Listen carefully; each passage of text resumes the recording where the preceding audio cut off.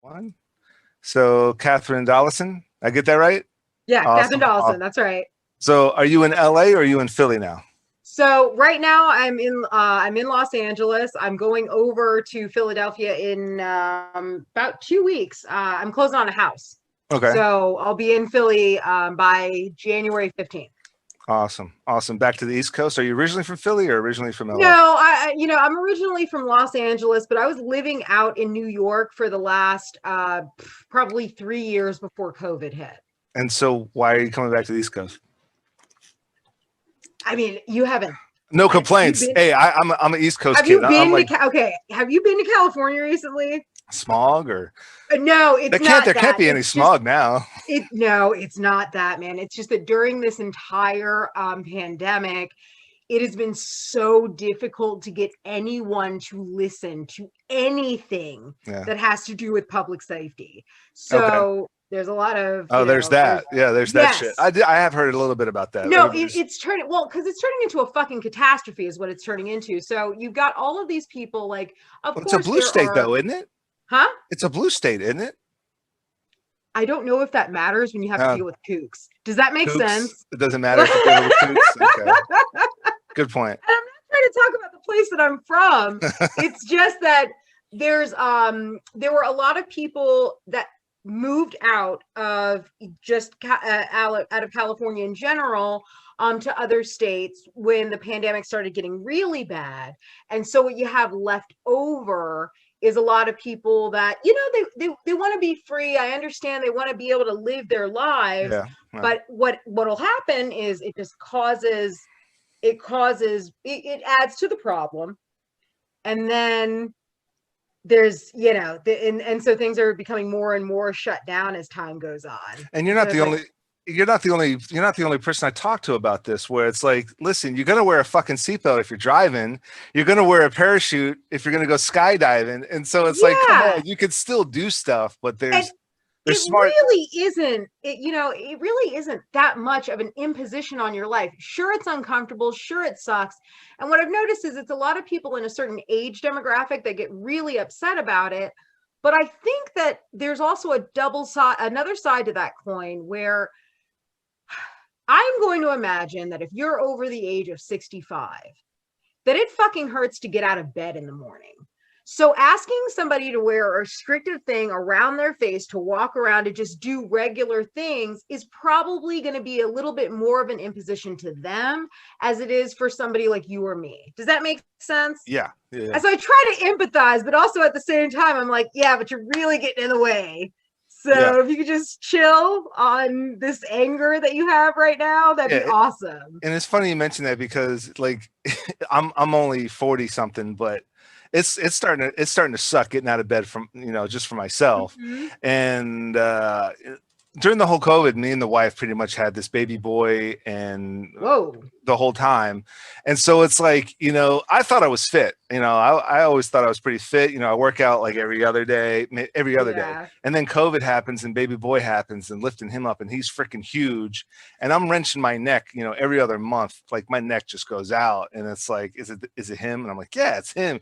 You're carrying him and then you're sitting down with him and then you're doing squats with him. And then you're like putting him into things and he starts struggling while like, it's like having two shake weights and you're trying to like pick shake weights up and it's and like how long, wait a minute, so how long have you had when was your son born? We brought February, he's a leap baby, February 29th, and so we brought him home and 2 weeks later it was I was just gonna say that's like within a very short period of like everything being shut down. And then the purge alarms start going off and it's like, oh, that's great, we just brought the baby boy home. Okay.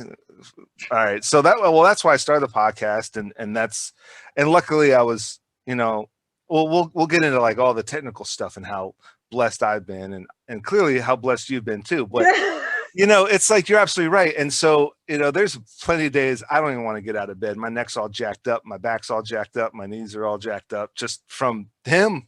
Yeah. Not to mention, maybe a little working out. I got a little lazy, just, lounge around the house. But me and the wife took him on this walk around this area that's huge, and it's very COVID compliant and very spacious, and they have all their rules and signs and shit like that. And so it's during the day, and so I got my you wear glasses, right? So I got my sunglasses on and my mask, and the sunglasses start fogging up. And so I got to pull the mask. If I pull the mask just down to like right under my nose, no problem. But then people start walking by. The wife's like, babe, just put your mask all the way up. And so now I got to take the sunglasses off, put the mask all the way up. And now the sun's like right in my eye. Yeah. Or if you can put it right where the bridge of your nose is, it doesn't work. Really uncomfortable. It really and then work. Put the glasses down a little bit low. So you're doing like the old man thing. Yeah. And that'll keep the steam off of your. I'll have to try that. Keep the steam off too. I'll have to try that. So Catherine, voiceover artist, but also certified and a whole shitload of stuff now, COVID stuff. So tell me a little bit more about, who you are, what you do. You're en route to Philly. I'm excited. Somehow, I'm sure there's a way we can link up in a year plus. But voiceover artist, all these new certs you got. Tell me a little bit more about what you do, what you've been up to. So before COVID, I was a full-time voice actor. And so I was working mainly in the audiobook field. And that was really awesome. We had a designated studio that we went to and everything. And all of the narrators were responsible for like 5+ books a month. It was great. So when the studio shut down, we tried to do the remote option there. And it was very interesting to find out how many people were so inept at anything technical. Even the sound engineers I was finding, I found out weren't able to, really weren't able to understand like what Source Connect was, how to set it up, et cetera, et cetera. And the whole thing was very interesting, but it slowed down production. And then I think a lot of people or a lot of companies probably had to deal with this working from home. You also have some people that just perform because somebody's looking over their shoulder, and some people that just do it because it's the right thing to do and they want to get a check. Yeah. And that, that duality, it started slowing down production. So I was like, okay. And I started an ACX profile. That's where you found me with the Charlie Davenport DBA, the pseudonym thing that I was trying to do for a while. And those, a lot of those projects were getting held up, or I would just see them drop off.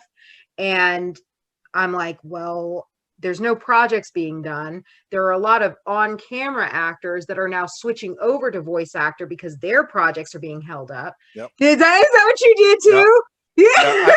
I only got about 2 gigs over the whole quarantine. Got 2 voiceover gigs. I have been back on set. It was a DOD. It was a military industrial training thing, super COVID compliant, and I was super strict this whole quarantine.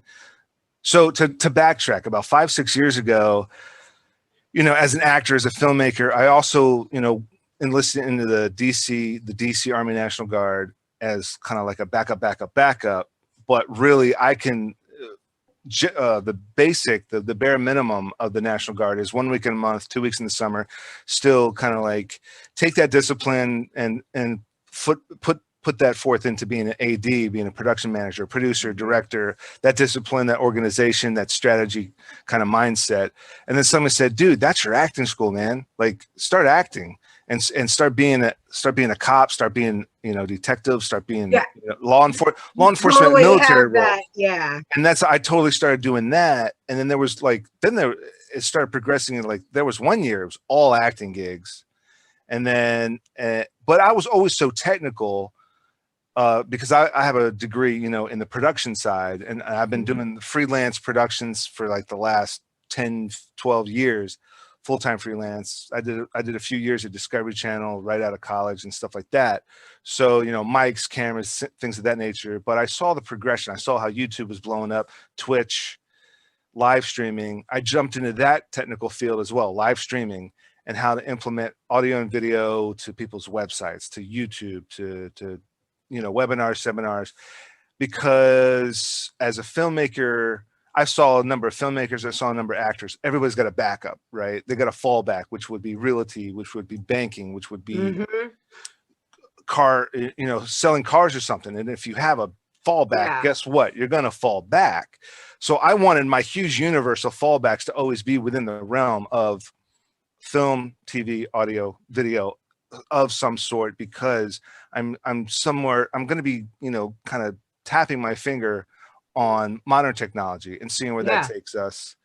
And so there was a whole bunch of live stream gigs. There was a whole bunch of, I started dabbling into that, and that got me to travel. And then I was doing, like goofy web series on YouTube of my gigs, of my travels, behind the scenes of the behind the scenes, goofy stuff like that. And then where was I going with that? Oh, so with COVID, it turned into a whole lot of remote work.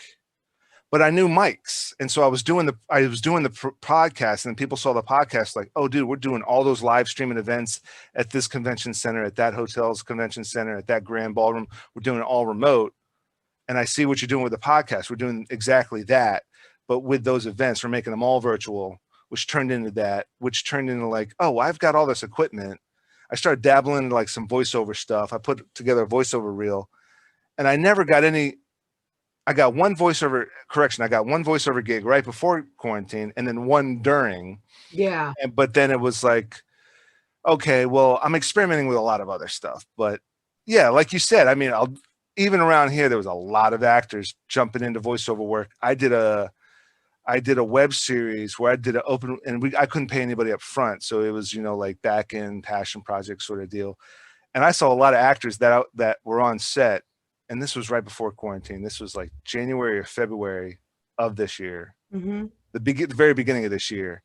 And a lot of actors that I've been on set with were trying to submit, some stuff to me to do some voiceover work on this project that I got going. I'm not surprised. And I'm not surprised at all, because especially not only that, 5, 6, 7 years ago, it was video self-submits. It was Skype auditions. It was record yourself on a phone, record yourself, on a handy cam with a decent mic. And these actors were starting to get a little production savvy.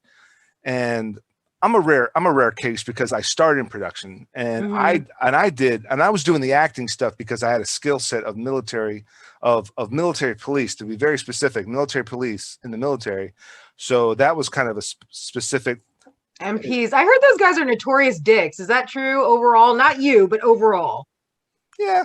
I mean, when I'm on the job, hey, listen, when I'm on the job, you kind of have to fake it till you make it. You kind of have to play that role. Yeah. So that if cops, like, I know cops, when they're off the job, they're cool dudes. I know a bunch of cops that are really fucking cool. But when they're on the job, I mean, you're not going to let some, douchebag take advantage of you. So they kind of like, they put on a little extra front when they're cops. So with MPs, look, it goes the same way. I mean, officers are always like sweethearts, but when it comes to like enlisted MPs, lieutenants, captains, they're always sweethearts, but they're always usually, behind a desk. When it comes to the enlisted MPs that are on the road, yeah, you got to turn. I guess you got to prove yourself. You can't be letting people go for shit. Then. Oh, yeah, no. I get it. So I mean, you have to turn it up a little bit, but of course, I kind of took all those experiences and I just put it into the acting. I had to fill up that schedule, the blank spots. There's only like, a handful of ADs in the area, but there's only a handful of gigs.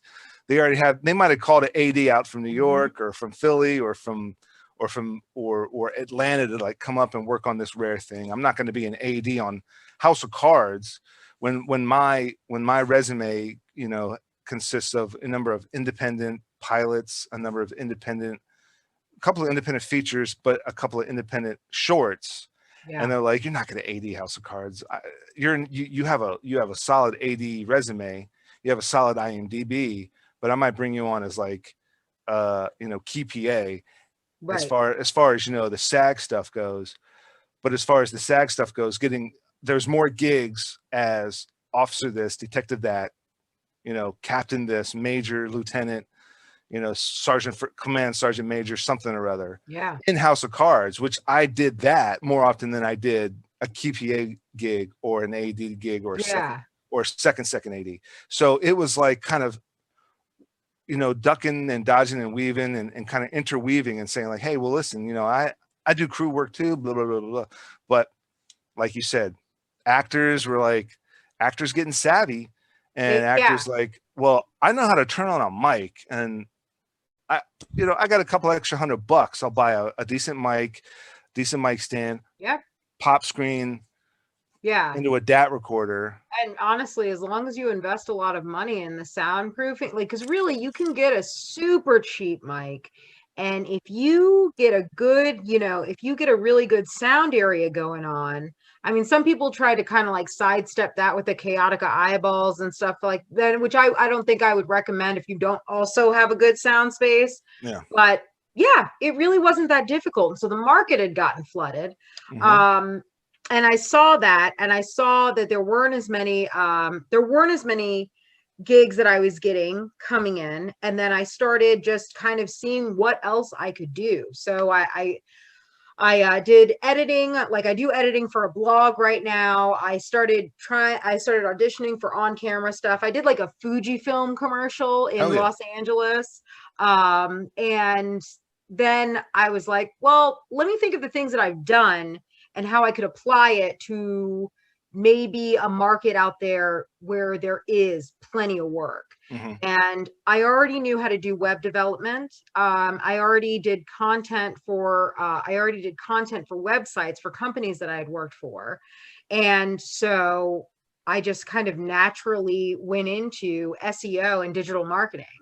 And obviously, if you don't have certifications for those jobs, nobody's going to take you seriously. Right. It doesn't matter what your portfolio looks It's not one of those bachelor degree, master degree kind of fields. Yeah, it's not. It is not. So I just, I started just looking up what the most respected certifications in those industries were, and started banging them out, because now I don't have anything else to do. I'm working from home, so I might as well get it done. Yeah. And I'm actually really glad that I'm really, really glad that I did. Like in Philly, I already have a job waiting for me, actually doing work for a healthcare company, but doing digital marketing work for them. And it was nice because I've only had these certifications for probably like 2 months. I want to say I have the experience, but I only had the certifications for 2 months. And as soon as they started running those through, like, resume, like, the resume scanners, mm-hmm. all of these buzzwords start popping up, and they're like, let's give her a call. So I was very, very happy. And it seems like you always kind of knew how to keep your career diverse enough that you're not going to be broke ever. And that's smart. I mean, that's what you got to do these days. I mean, I jumped on that live streaming bandwagon about 5 years ago, got on a whole number of rosters. And when they decided, well, we're basically using Zoom as our cameras, everything else is the same, I'm like, oh shit, I know how to do that. Cause I started doing that with the podcast. Me and those same guys, when you were watching those roundtables with those mm-hmm. two other guys, that my continuing guests with their colleagues, we tried to do a podcast about a year, like in 2018 and in 2019, and it flopped and it was terrible. But we were totally trying to do the virtual podcast, because one moved to Virginia, one moved to Colorado, and now they're back closer during quarantine. And then it's like, shit, we just can't get anything going. But we failed at a virtual podcast about 2, maybe 3 years ago. And I had them both on a Google Hangouts call and a Skype call at the same time, so I could bring one in and bring the other one in, and then bring me on a hard camera for the show. And then they saw me, and it was like, dude, how about this? How about you mute? I told one person, like, mute yourself on Skype, and then I told another person, mute yourself on Google Hangouts. But we all could still hear it. It was such a shit show. Technically, it kind of worked out, sort of, but it was such a shit show technically. And now, when the quarantine and so then, I saw Zoom and what the capabilities were, but what they were charging at the time, I was like, man, I don't want to have to like spend that, and like, let's work around. And then quarantine happened, was like, yep, bought like gold platinum packages of this, that, and the other. Yeah. But it's funny you mentioned like getting the certs. I was this close from like starting to get a bunch of IT certs, because I got a couple of buddies that are in IT. They do, cybersecurity, mm-hmm. DoD security, that sort of thing. And they said, here, listen, a couple of these sites have sales because of the quarantine. They dropped all their certs by 50%. take these classes, and then once you finish them, let me know. I'll even give you the Word version of my resume. You plug in your information, you plug in your certs, da da da da.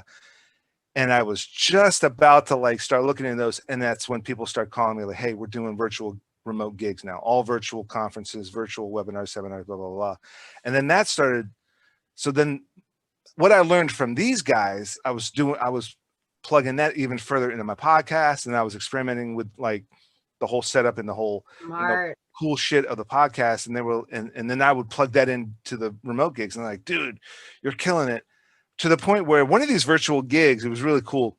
One of these virtual gigs, they wanted to have a fun little, there's different sessions. You remember, like if you go to these conventions, it's like a 5-day thing at the Microsoft's doing a 5-day convention at whatever convention center, whatever hotel. Yeah, yeah. And so, and they wanted to do it like a virtual game show where they had like 2 contestants and then 3 moderators, and then you had your host. And I was doing all this fun, crazy, wild shit, and it was like a virtual game show, and it's all like having fun, man. And that sounds really cool. And it was a blast. It was a blast, and so we were able to pull that off and really experiment. But it was for like a corporate industrial thing, and I'm like sweating bullets because if I don't know if you ever played around with Zoom, but like if you have one little Wi-Fi glitch, like if your Wi-Fi glitches for just a millisecond, someone's video might switch to the other side. You ever seen that in gallery view? Yeah, yeah. And so if that happened, then my shot is all shot to shit, and I gotta move things around and scramble it. But so hold on, you don't have like a hard wire, like you don't have an Ethernet connection when you're doing like events like that? I do. I'm plugged in. Okay. Oh, you mean somebody else? But you might be on your phone just on like cell phone signal or Wi-Fi signal. Yeah, I know. And those, I wasn't on the game show. I was just like the producer and director, and then there was a host, and then there was 3 moderators and 2 guests. Yeah, I don't know how these 8 different folks are tapped into Zoom. Like nobody have a fucking standard operating procedure for we do, but they're like, but some of these folks are like, I don't care. I got my phone. I've done this enough. I know what I'm doing. I got my phone on a mount. My Wi-Fi is good. And they're the ones whose shit goes out. Of course. And there's always someone like, listen, I do this all the time. I know how to do my screen share. I know how to do my video. And I'm like, dude, I promise you, I've done this at least 10 times as much as you have. Yeah. Because I'm the guy that's doing it all day, every day. You go to the doctor and tell them that you understand how to perform a prostate exam. I'm the doctor. I've done. Do you listen to what they're saying? I'm the dentist. I pull 17 teeth a day. I know how to pull teeth. Yeah, but I know how my teeth should be pulled, bro. You don't. I'm telling you. All right. There's a pair of pliers. But I don't argue. Bathroom. Go ahead. But I don't argue with these folks. There's no point. And then someone comes back to me later and they're like, "What happened?" I'm like, "I told him to share only PowerPoint, not his entire screen." And now you see his little notifications in the bottom right thing popping up on the live stream. Hey, Kodak's got a sale. It's funny you mentioned Fujifilm. There's a thing that pops up in the corner of the screen. Kodak's got a 50% sale on whatever the fuck. And they're like, "Why is this thing popping up?" I'm like, "I'm not interrupting him. I told him to share only PowerPoint." And they're like, "He's not," and he told me he was only sharing the app PowerPoint. He's not doing an entire screen share. He wasn't even. It wasn't actually an entire screen share, so you're getting all of his spam. It was number one. Number two, he wasn't even using PowerPoint. He was using Adobe PDF because it wasn't a PowerPoint. It was a PDF presentation, and he was sharing his entire screen on top of all that. And it's like, all right, dude, you've done this before, and now your show looks like shit. Listen to me, do exactly what I'm telling you. I've done 7 of these just today. Yeah. And you've done 7 in the last month. Yeah. Bro, come on. I mean, not to like toot my own horn, but I know what I'm talking about here. But you do it. You do it often enough where it's like, yeah, you wouldn't tell somebody who has a shit ton of on-camera experience that you don't want any tips from them on how to perform an interview. Right.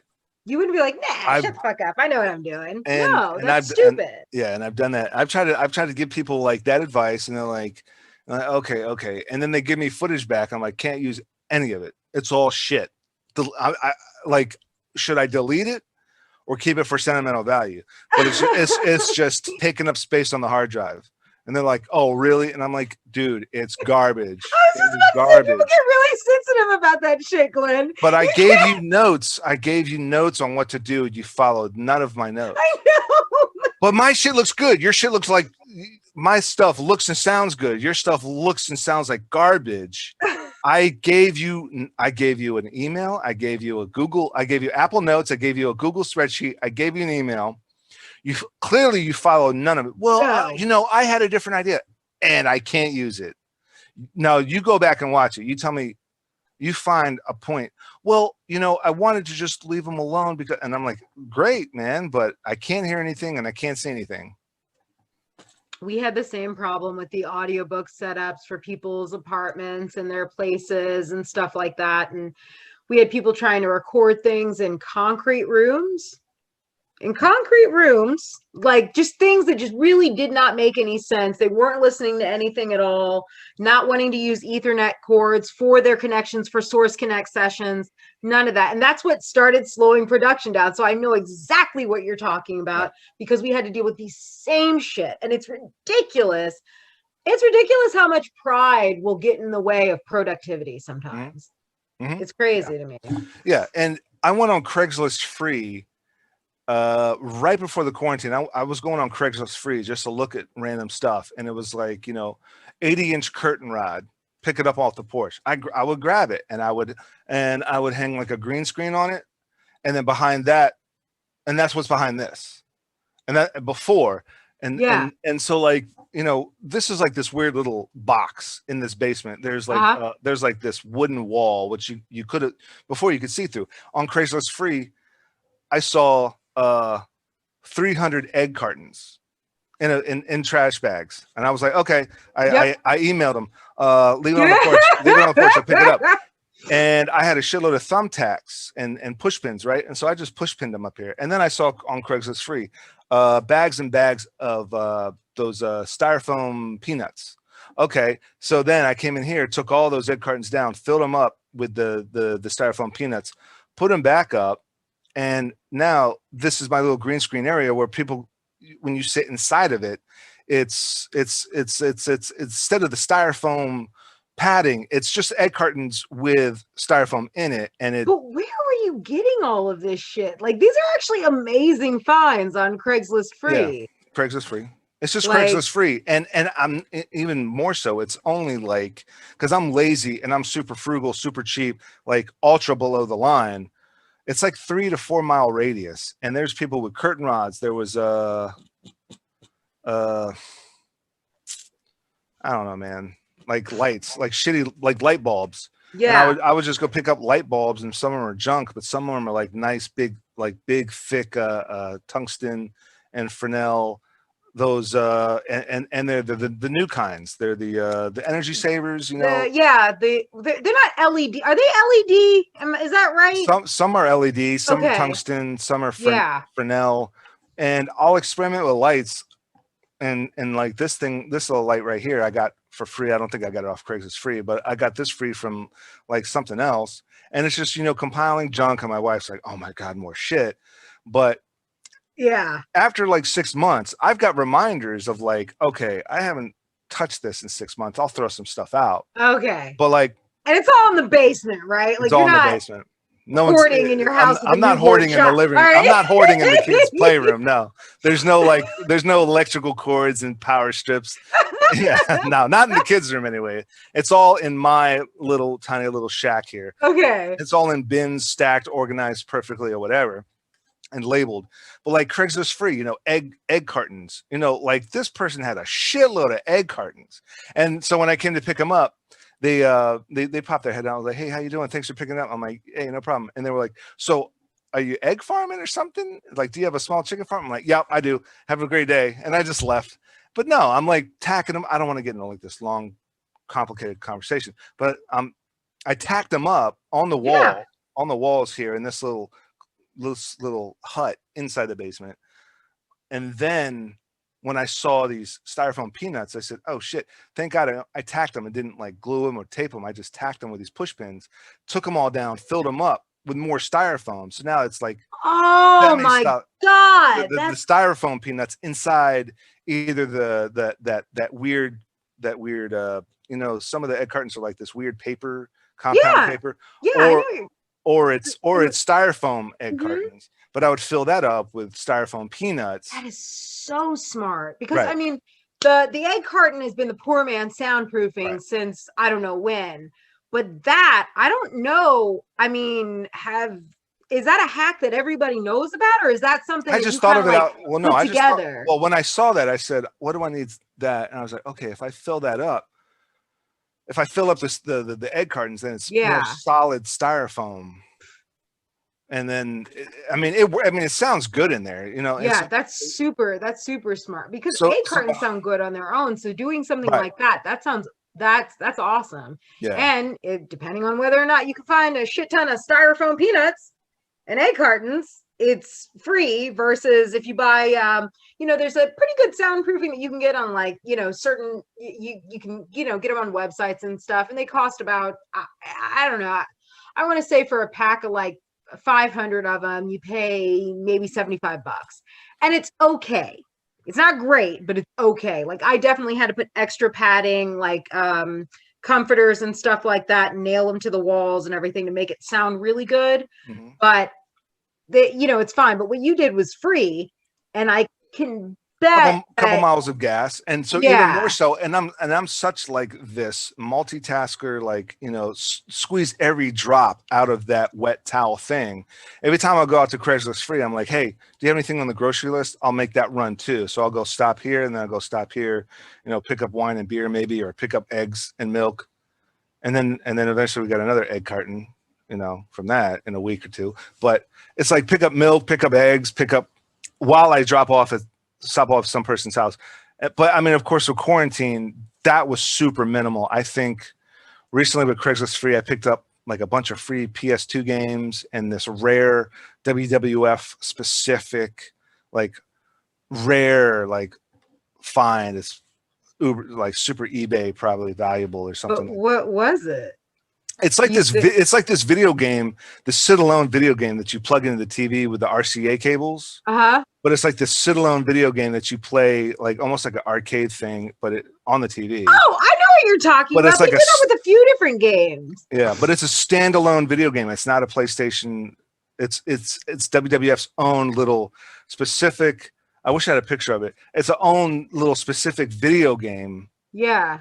That's like it's like the standalone little box that you plug directly into the TV. Did they do that with like Street Fighter and shit too? I think they did. Like they did. You had to plug it in. Did. And you plug I it remember directly. like my rich cousin had that shit at his house, and I was like, "Yep, I'm definitely getting it on." And they were giving it away on Craigslist Free, and then like, so in a couple of years I'll try to sell it on eBay, see what I can get. But it's like you find some really weird rare finds on Craigslist Free. Really, it's like just people just trying to get rid of junk. Free. Yeah. I mean, it's like, and so it kind of starts challenging your mind, like, okay, especially in my case, you know, like I'm super below the line. I got a couple of web series I'm producing for like peanuts. Yeah. You know, Grubhub and beer. You know, they come over, Grubhub and beer, pizza and beer. Would, you know, have a few beers, and that might, you know, it might turn into some funny footage. Don't get too drunk, or you're just gonna be useless. But and so with that in mind, it's like, oh, someone's giving away lenses. They clearly don't know what that's worth, or they're giving away this old Canon, you know, the little flip out screen, little camcorder. But I could use that for the podcast, because that might be better quality than this camera. I don't know. Yeah. But I mean, this camera, I think I got off of Amazon for cheap to nothing, and it's a great camera. Yeah. Well, what you're looking at is different, actually. I think what you're looking at is another. You're looking at this one, but see, I got a crazy setup, so I start adding things onto the setup. My production camera's here, but you're looking at me at this one, so. Oh, you've got a production camera from like the side. So what people are going to see on the show is slightly different than what you're going to see. So like you're seeing me on this one, but this is they're going to that's right cool. That's cool. It's probably killing my power bill, but it works. Yeah. Well, so actually, you know what? This might be a boring thing to talk about, but have you ever lived in the New York area before? No, not really. I stayed with a bunch of friends in New York in right outside Prospect Park to try to like get out there and network and look for gigs, but yeah, I just came. It's a homeowner question. It's about the electricity bill. We don't have to talk about it right now. I can just email you about it. Oh, but I am able to write off half of the electricity bill. Oh shit, I can do that too, I guess. Off on taxes. Yeah. Yeah. Yep. All right. I'm learning all the tips today, this day. So as a voiceover actor, have you been back in the studio or have you been doing anything remote? No, I've been doing everything remote. I like set up, I've got like a walk-in closet that I padded up. Yep. I put all my equipment in there, set up a desk, and that's where I was working. I haven't been able to do anything in a studio. There's some studios that are open in LA. And I'm pretty sure that they're charging absolutely nothing to go in there and record. Yeah. But it's just, I'm not getting enough, I'm not getting enough high paying work to actually be like, hey, sure, here, I'll go and I'd rather just do it remote. Have most of the people that you've spoken to, are they pretty much just doing remote work still? Everything's just about remote. Now, I was back on that gig. Now, so I pretty much had to, be disciplined. I had to kind of say, I can't be back on set until there's a vaccine, unless it's like, 10, 50 mile radius. I have a long conversation with the cast and or crew, depending on what my role is. If I'm crew, if I'm cast. I got certified as a COVID compliance officer. Now they're being called COVID compliance supervisors or managers. But as a COVID compliance officer, I said I would, since I am in charge of the COVID compliance, I would do that. But then again, of course, with the wife and kid, I got to consider, okay, only this bigger mile radius for certain gigs. I'm not going to fly for anything except for, since I'm in the National Guard, if there's some sort of mission, some sort of assignment or whatever, I'll fly for them. But I won't fly for any gigs whatsoever. I'll drive to a certain mile radius. Now that the vaccine's closer, and okay, so who has had the vaccine and that are on set? Have you taken the second one? All these different questions, but usually it's just strictly remote, with the exception of that one acting gig. Yeah. It's all just virtual. It's all just remote and virtual. Yeah. I mean, there's some things I'm seeing being done, like a couple of, a few of my friends, I'll see their posts on Instagram. This is mostly in California again. Like everybody that's in New York right now, I'm not seeing a lot of like live anything being done. I'm not seeing a lot of on camera, on camera work being done or anything. And I understand it's in California. It's just maybe the industry just needs to actually have continuous work going, and that's the reason why. Yeah, I'm not really sure, but yeah, I've seen it a lot more in LA than I've seen in New York, for sure. Yeah, I mean, it's a tricky balance, but like for me, there was more at stake than just my health. There was other folks involved. There's a lot of people, and I was doing well.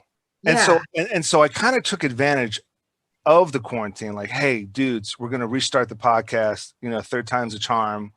And I'll be honest with you, I spammed the shit out of everybody on LinkedIn. I first started with my phone. I started texting people that I worked with and hey, do you want to jump on? Then I kind of went on Facebook with like people that I'm more familiar with, that are production, film, TV, motion picture, media, whatever. And then I just spammed the hell out of LinkedIn, and I'm pretty sure that's how we got in touch. That's how I found out about you. I mean, I just straight up just started adding people and then messaging people, people, and it was 9 out of 10 yeses. Yeah, well, because everybody, it doesn't matter, like everybody wants to promote like what it is that they do, and there's a lot of people that are sitting around that maybe don't have as diverse of a portfolio, and so they're actually not really, they're not getting steady work or anything, so they got copious amounts of time on their hands. So yeah, they're willing to sit around and talk about their craft for like an hour. Absolutely, why not? And that was really it. It's like, hey, listen, let's talk about now. Let's talk about what we're able to do. Yeah. And so there really is no reason for me to leave if I've got the virtual work, if I've got the remote work. There really is no reason for me to be exceptionally risk-taking, with the exception of that one thing. I think there was another thing. No, I think that was it. It was just that one DOD, that industrial for the DOD, the Air Force to be exact. It was one, those videos that go into the training modules on those online training courses that people are doing. And so it was all those videos that go into that. But I knew the production was going to be ultra COVID compliant. It's military, it's DOD. I'm familiar with that structure, and I'm familiar with how strict of a environment that's going to be, doing that production. So other than that, there is no real reason for me to like risk not only my health but my wife's and my kids when I started this thing during quarantine, and hopefully this will turn into like a more diverse thing once the floodgates open. The virtual work, the remote work could turn into this hybrid. We already started doing hybrid virtual gigs. There were people at a convention center at a podium, only because I think they already spent a non-refundable something. They were like, fuck it, we're just gonna go, and we'll stay at the hotel room. We'll go to the bar, which is, they took 50% of the tables and chairs out of the bars, so they're at the bar chilling, and they're at the podium for the show, and it's got a beautiful background. It was a Marriott in Nashville, I think. Had a beautiful background out this big window. So you had the MCs of the whole, what would have been the whole weekend there at the Marriott. They were there, and they're MCing, they're moderating the sessions to people that are on Zoom. The specialists. Oh, that's pretty cool. Actually, it was a really cool hybrid event, and it was really fun taking advantage of that and being a part of that. And again, it's another kind of like experience of, this is what, listen, these event organizers are going to look at the budget of 2020. They're going to look at the budget of 2019 and say, listen, we can pay the techs more. We can pay the moderators and the MCs and the specialists more now and not even go anywhere. Yes. And so I'll probably end up making more money, not even leaving my house. Who knows? I think that the whole pandemic is going to start this very new like work culture. It's going to, it's going to kind of revolutionize the way that we do certain events, where you're like you said, you're looking at, well, this is what our overhead is for that. Like if we do it this way versus that way. Like I think that personally, places like large cities that were able to gouge retail space, like, renters for like large amounts, or office space rent, like for large amounts of money, it's that demand's not going to be there anymore.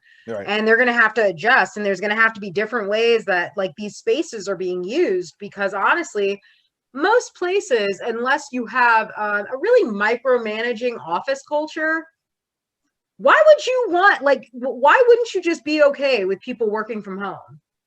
There's like very few industries that I think that people would be business owners would be uncomfortable with people just doing remote work, unless you have, unless it's the kind of work where you actually have to micromanage people, like like certain like customer service gigs and stuff like that, Yeah, I mean, like I said before, there was that guy that thought he knew everything, but I just didn't argue with him. I was somewhat of a customer service rep in such a way, like, and it kind of just like the way I deal with a client or the way I deal with a guest.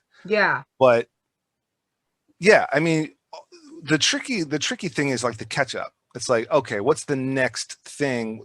Staying ahead of it, staying ahead of the technology, staying with the technology, whatever. But just following it and staying open-minded. But again, you're going to have clients and you're going to have producers, you're going to have managers, event coordinators, whatever they're called, looking at the budget for the end of 2020. Yeah. And being like, what the shit is the point of flying out these Absolutely. doctors? You know, we had entry fees.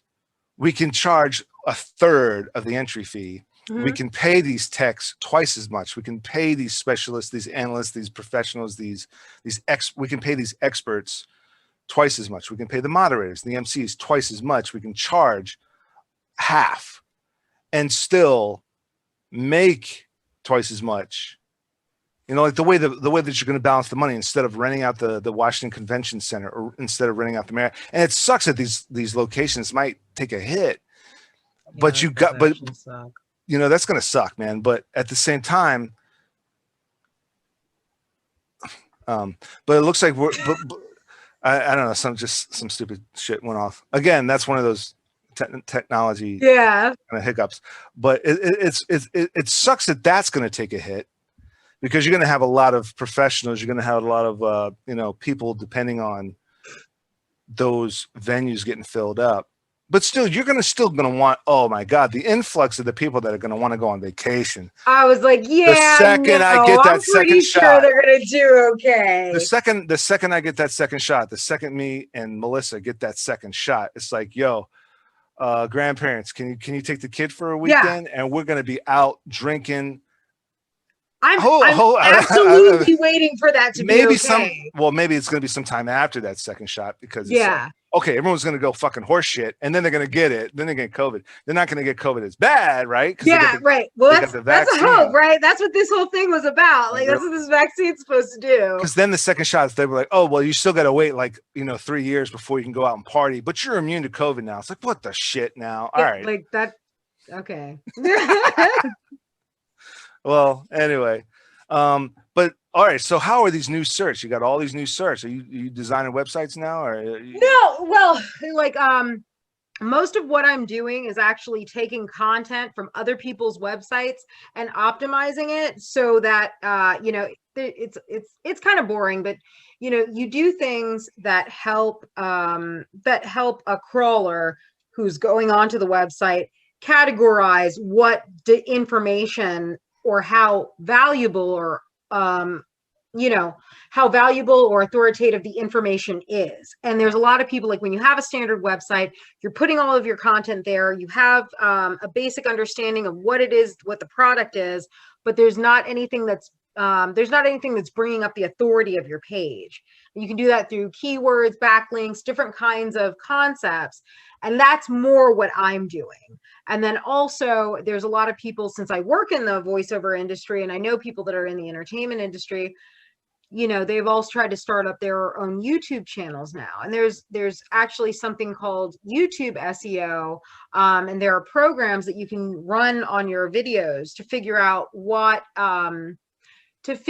how your video is ranking for a certain category, what kind of keywords you could be adding, what backlinks you could even be putting in your description to make it a more a higher ranking video for whatever category you're in. So a lot of what I'm doing right now is optimizing people's content for either their YouTube channel, their Instagram posts, their social media calendars, or their websites. We're gonna have to talk offline about that for a little bit. I hope you don't have anything going on today. Or maybe I can call you back Wednesday. It's been really cool because like every time I say that to somebody, because I do it, it's like on a, you know, because I can do it on a sliding scale. Like I do a lot of DIY strategies for people where, hey, here's the groundwork. This is what you need to do. Kind of like when you consult somebody on how to set up their AV setting for an at-home conference. And you're like, here's the rules that you need to follow. If you do it, you'll be great. And that's kind of what I do for people that have their YouTube channels, or they want to start cycling more of their viewers to go to their website, things like that.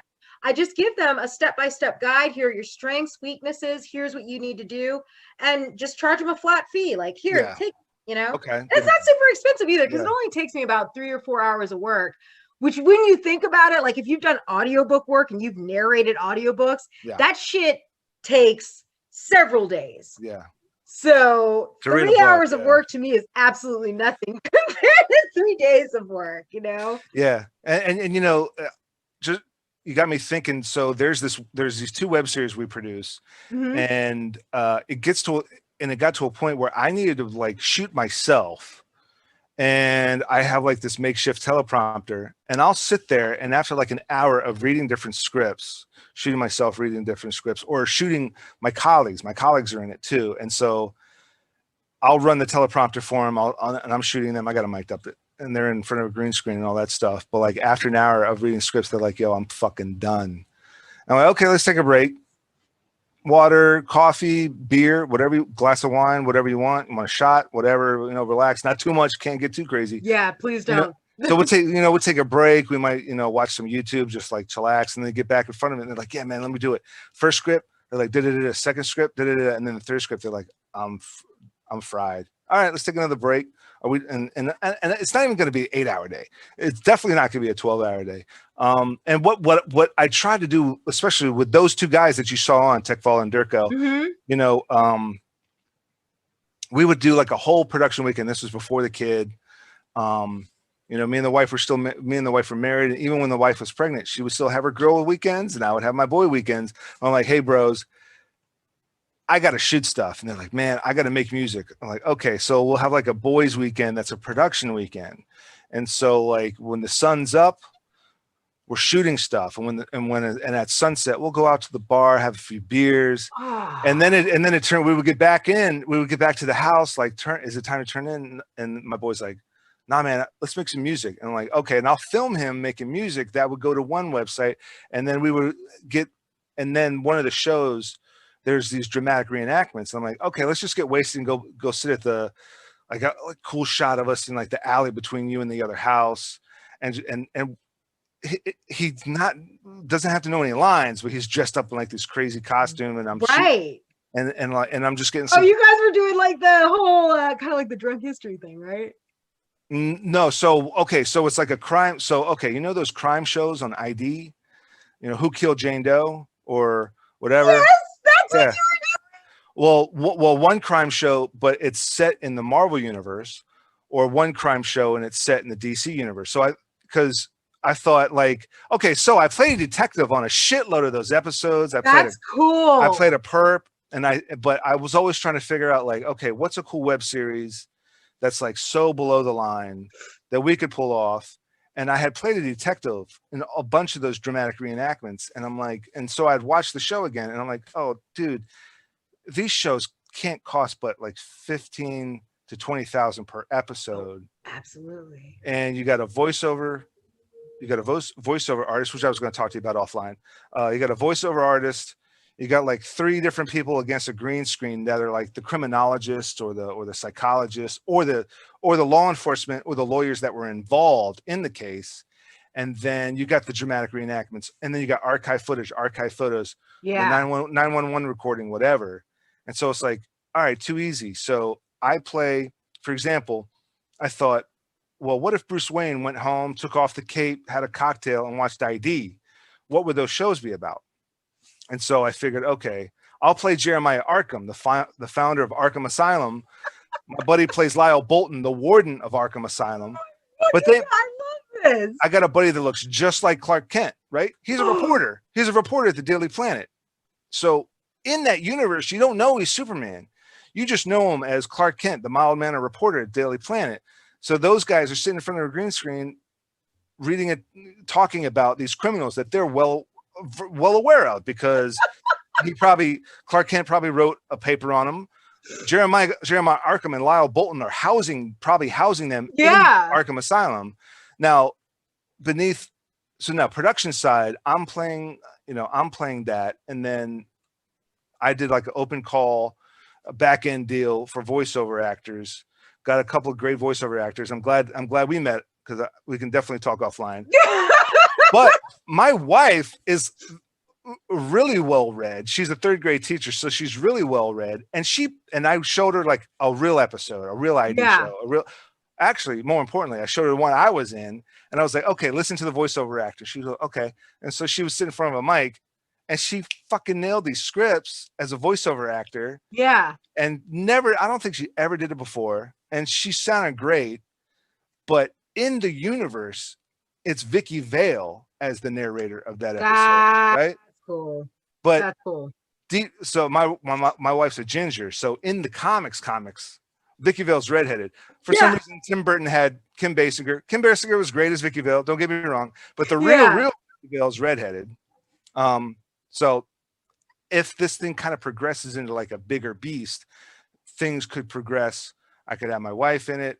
Yeah. There could be more to the show, et cetera, et cetera. But I totally pictured your wife as a redhead as soon as you said Vicky Vale. That was like the immediate. I was really? Like, oh, she's redhead. Well, because I mean, the movies are great, you know, but I also grew up reading a lot of comics. So that was that was the first place that my mind went to. Yeah. And then you said a teacher.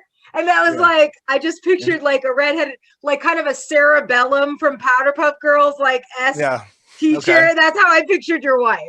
Okay, that's Cerebellum. I'll have to. You'll look it up. She's because like, I watched Powerpuff Girls. People made fun of me for watching Powerpuff Girls. That is one of the funniest. That's a super funny show. That is a super hilarious freaking show. Those people think too highly of themselves. Who was the villain? There's Mojo Jojo. There's Mojo Kim, Jojo, the fucking devil. Yo, there was a scene where Mojo Jojo built this big mech. And it was like expanding, and it was like 3 straight minutes of this thing just like missiles out of missiles out of missiles. It was the dumbest freaking thing, and it was like making fun of anime, making fun of mechs. Villain was making fun of himself. It was the funniest scene in Powerpuff. Was Mojo Jojo's like this big mech, and it was just like building, expanding. It was like 3.5 minutes of this thing just going on. The Powerpuff Girls are watching it and watching it. And watching it, and then the Powerpuff Girls like destroy it in like 3 seconds, and you're like, I just wasted. It was so. Powerpuff Girls was really like way better than people gave it credit for. Yeah, it absolutely was. They tried to do like a reboot, and it was just like the fucking reboot for the Ninja Turtles. It was garbage.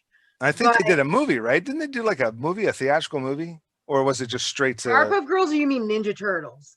No, Powerpuff Girls, because I know like when Pokemon did theatrical movies, and I know Teen Titans, the animated movie, was in the theater. No, I'm gonna actually have to look that up. But I think Powerpuff Girls did maybe it was straight to video feature to close out the show. If it wasn't in theaters, it was probably just. That makes sense. I bet you because I know, I thought you were talking about Ninja Turtles. I was like, yes, they did that abortion of a movie with fucking Megan Fox, and it was absolutely. Did you watch that? Yo, it was not that bad. Yo, listen, I'm a wise man once told me, I'm happy to get something, and then I'm going to judge it from there. And it wasn't like the live action movie we got that Corey Feldman voiceovered. It was absolutely not anything. It wasn't. And Casey, Casey Jones, my dude who played Casey Jones in the original series of movies, he's like a huge actor now. He's like avant-garde, off the walls, like a phenomenal. Are you talking about the dude that was in like the Foot Clan, and he had a thing? No, he was the white guy that played Casey Jones in the original live action movies. Then he was. Yeah, he had a thing going on with April the Reporter, right? That's shit. I don't. Honestly, I was so young that I don't even. I probably wouldn't even recognize that guy now. What the hell is? I kind of want to. He was in Fallen. He was the possessed serial killer in Fallen with Denzel Washington. He was. I'll just pull that up because I know that's like. Yep, me too. It's super unprofessional, but like I can't believe, because he's one of my favorite stellar actors that is always Elias Cody. Oh my God! Yes. And he was Casey Jones. And what's funny is he was somehow contractually obligated to these movies. He wasn't in the second one, Secret of the Ooze. Yeah. But he was in the third one, Turtles in Time, which was like the worst one of that trilogy. It was bad. And he had to pop back into that one as a descendant of Casey Jones. But yeah, he's like in all sorts of phenomenal shit now. Like he was in Shooter with Mark Wahlberg. He was in The Prophecy. The Prophecy. He was in The Lead Detective. in the Prophecy. He was in the Thin Red Line. He was in Crash. Like some good, dark, deep flicks. Oh, that's right. The Fourth Kind. That was a hilarious movie, The Fourth Kind. Super funny to me. I love those fake I love mockumentaries. I love mockumentary movies. There's because like I gotta say the first we're getting a little off topic, but yeah, the first what was it, Paranormal Activity, that was really good to me. I thought that they did a really it got sillier and sillier as time went on, but that first one I was like, you all have done a very good job of creating something that people would believe is real. Yeah, it was frightening. Sure. I mean, it goes without saying, Blair Witch launched all that. Yeah. But freaking Paranormal Activity really took that to the next level. The Spanish version of Rec. What the heck was that called? There's a Spanish movie or a Mexican movie called Rec. Yeah. Which did the whole found footage zombie thing, and then there was an American remake. So is Rec? Yeah, the Spanish version is called REC, as in record. Like the abbreviation. Oh my god! When you said wreck, I thought you were talking about like a car wreck, and I was like, I don't think I've ever heard of this at all. But how's it pronounced? Record or what? It's got to be record. It must be record. I think they meant for it to be record, but somehow people just called it Rec. Yeah, I always called it Rec, but you're right. It's supposed to. It probably should be referred to as record. Yeah, even though it's REC for short. But yeah, but I mean, yeah, like the Blair Witch, and I was just talking. I'm gonna have to repeat it. I was just talking to somebody else about the Blair Witch. Yeah, Blair Witch not only started the whole found footage, phenom, but it experimented within itself. Because the most horrifying part, right, is, okay, they lost the first guy. The second guy had the camcorder with a built-in mic, and the girl had the 60mm camera that doesn't have a mic. So it doesn't have audio, right? So he goes downstairs with the camcorder and gets, at the very end, clocked in the head by the witch or whatever, drops that camera. But she's running with her camera. But as she's screaming, coming down the steps, her audio gets louder and louder because she's getting closer to the camcorder. And I was like, yo, these guys are geniuses, because they're not only did they start a whole phenom, but they're experimenting and they're playing with the text within the universe. They're experimenting with that whole found footage aspect.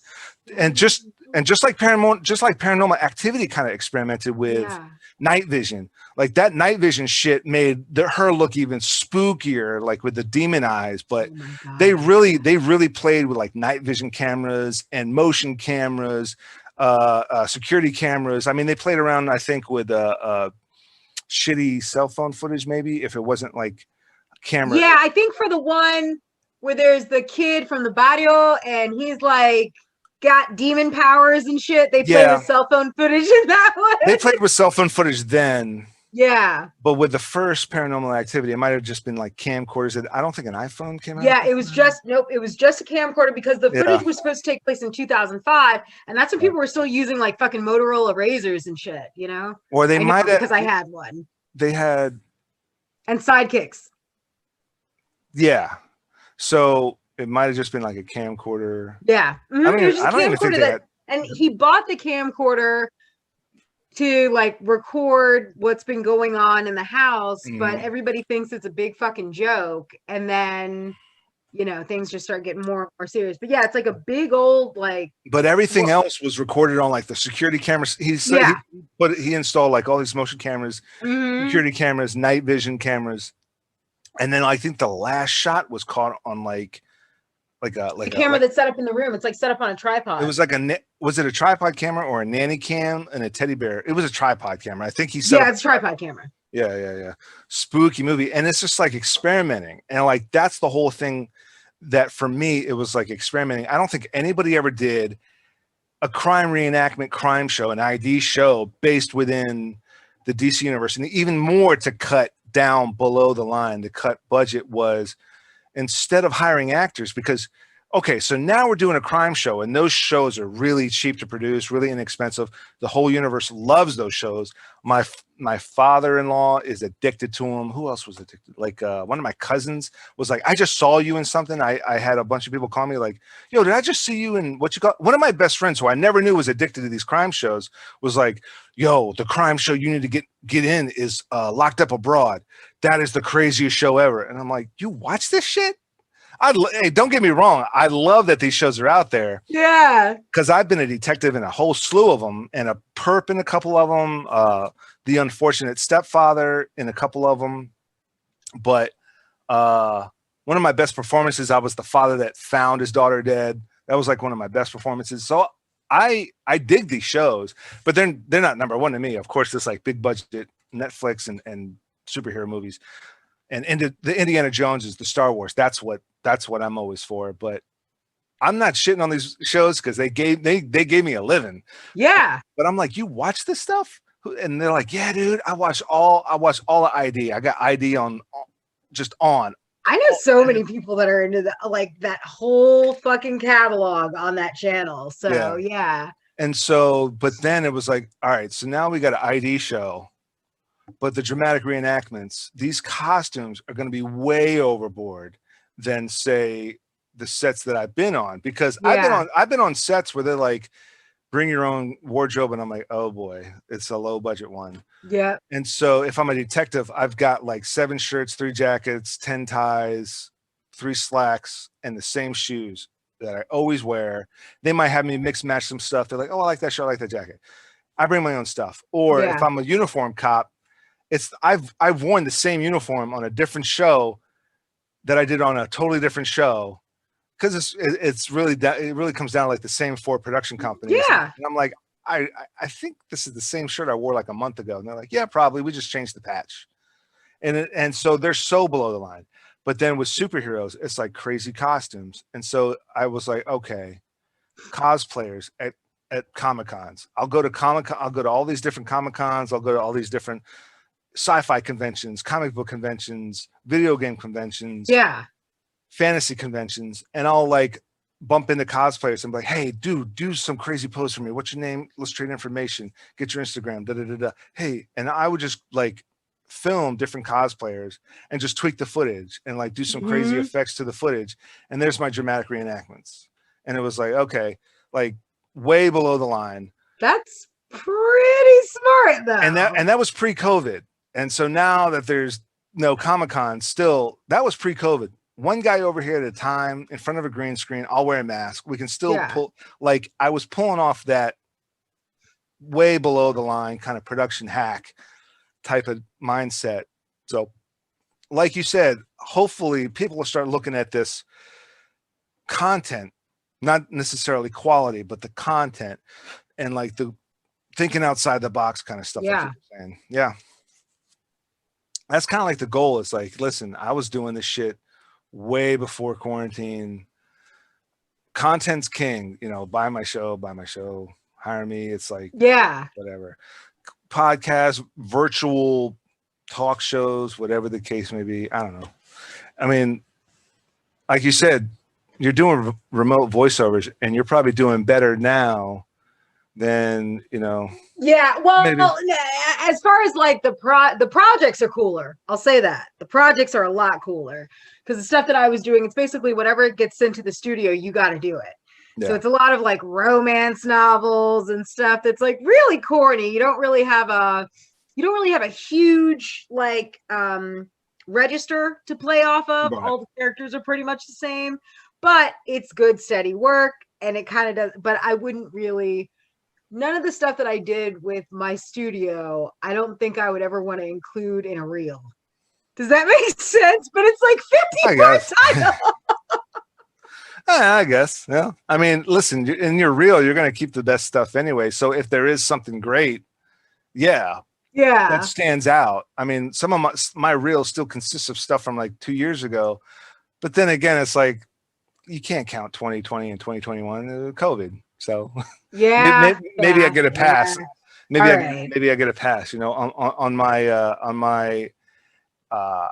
my acting reel. But you know, I don't know. I mean, it all, we're just gonna have to see. Like, for me, it's just, like I said, I had to make that decision to not go on set unless there was like all these very fine, specific instances, details, specifics, money, what's the rate, how far away, what's the COVID compliance like, you know, the distance. Really, that really is it, because it's like, if I'm too far away, there's a lot of control factors there that I have to have cast, whether I'm cast or crew. And so it's like, okay, I'm going to put everything into, you know, the virtual stuff, the podcast, my stuff, my passion projects. I'm just writing. And then, you know, these two web series, these two crime shows work because it's so below the line, so simple setup that it is COVID compliant in and of itself. And then half the guys that I'm working with, you know, I'm in the National Guard, right? So we're doing like 17 different things, obviously, to strike gold at one. And one of them is a firefighter, so he already got his first shot. Another one's in the medical field, works with he works in the behavioral field with kids, so he already got his first shot. Cool. So there's two dudes that already got the vaccine. It's like, all right, well, you can come. Obviously, we'll knock your stuff out now. Yeah. You know, and it's like, and testing's like free pretty much everywhere too. Yeah. There's a lot of places that you can go and get free testing. Like when I did that Fujifilm when I did that Fuji commercial, yeah, you had to get like, I don't know, 7 days before they had you do they had you go and get a test, and then they send the results, and then they do an on-site test as well. But listen, to cut below the line even worse, it's like, okay, I have a setup on the back deck. Even though it's February, I got 3 space heaters. I know how, if that noise is a problem on the mic, I know how to filter that noise out on your audio later. Yeah. I got this portable green screen that's like in like this big bazooka case, and then you just pull it out, portable green screen.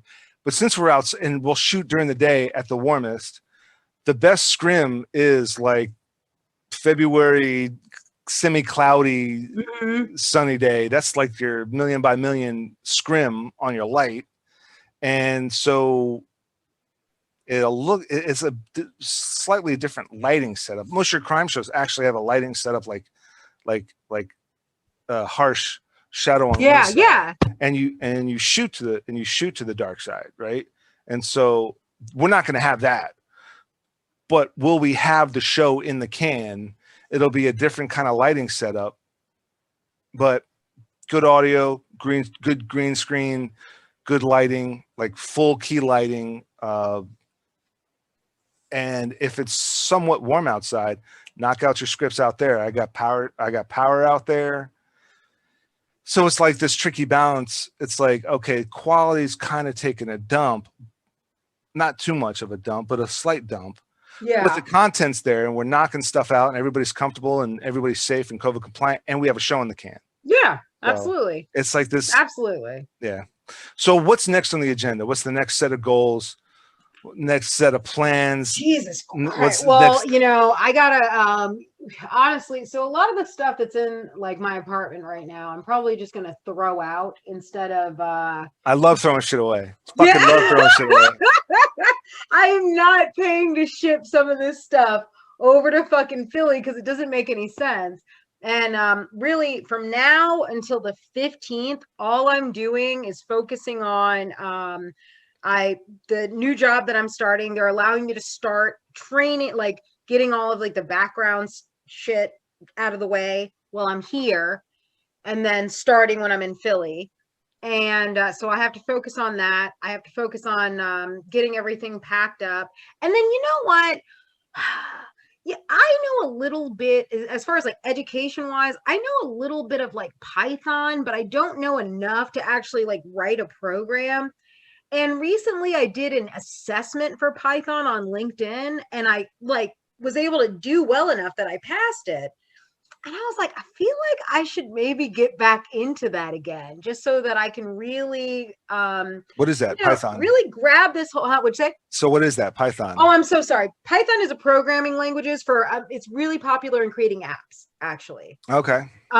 So, but it's, it's not like a language that you use like HTML for designing websites. It's just for like applications. So anyway, it's something that I had studied when I was in college. And then when I took that assessment, I was like, you know what, because I'm seeing this as a buzzword on a lot of job listings. And even though it's not something, programming is not something I'm super into, I might as well just grab this whole thing by the nuts while I got it going on. Like, while I have that momentum, you know what I mean? Yeah. So that was something that I was thinking about, like just seeing what certifications were out there, and probably try to start one of those before I got on the plane. And then that way, when I'm working and I'm bored, I have that to do in my spare time, Yeah. I mean, so, you're a voiceover actor and you're an actor in general. And then, going into something else and then designing an app, we're all in that kind of technical media world. You design an app, and then you design an app for voiceover actors. You design an app for actors to do whatever, to rehearse or to record themselves or to put together a reel or whatever. And then as you build that as a thing, you're able to segue into more voiceover work or more acting work or more media work. And there's like I said, for me personally, my mindset is to, like, all fallbacks have to fall back within my arena of entertainment, audio, video, film and TV, whatever, sound. But it's like freaking John Hamm, who's like a huge star now, was struggling to get work. So he was like a set designer, he was like a set dresser or set designer for like Skinemax movies for a while. Really? And then some other movies. And then somehow he got casted into something, and then got casted into something, and then somehow landed the lead of Mad Men. And it was like 5 steps. It was like 5 or 6 steps from starting with like fucking set dressing. He was a fluffer. It sounds like he was. He wasn't a fluffer. He wasn't a fluffer. Because it wasn't hardcore porn. It was like the Skinemax movies. It was like the erotic movies that you would see on Cinemax. Okay. He was like a set dresser and a prop master. He wasn't a fluffer. By no means am I saying he was a fluffer, but he was like set dressing. He was like, a set dresser, prop master, set designer, and artistic designer for like those movies, and then somehow got casted and casted and casted.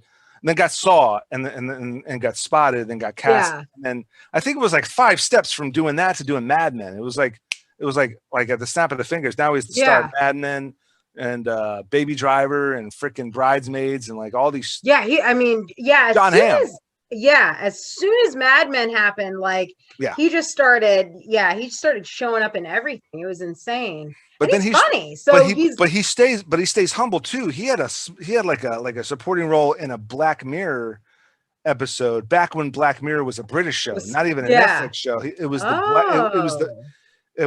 Black Mirror's first season was strictly British, and then every British show, like what is it, Channel 4 The Office, or BBC, The Office had like a Christmas special, and like every show has this Christmas special, like an hour-long or 2-hour-long double-length Christmas special, and he was in that of the British version of Black Mirror, and it was by far, to me, it was one of the better episodes of them. Was that Christmas? I'll have to check that out, because I don't really care for Black Mirror these days. Like, I did like the first season. I thought that was really cool.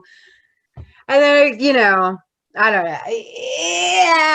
Yeah, I didn't like it. I stopped caring for it. But I also get really tired of newer, like, I can watch all of the episodes of Twilight Zone, and I see that they get shittier and shittier, but I still don't care. And maybe it's just because I wasn't around during that time.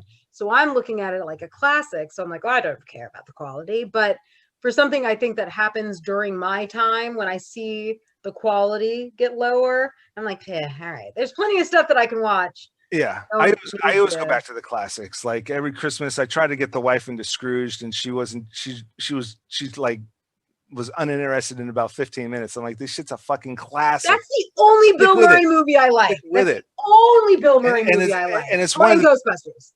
I'm not gonna watch Christmas Story. I'm not a big fan of Christmas Story. I'm not a big fan of Christmas Vacation with Chevy Chase. I'm not. But like Scrooged was, to me, I saw it in the theater when I was a kid. That and Elf.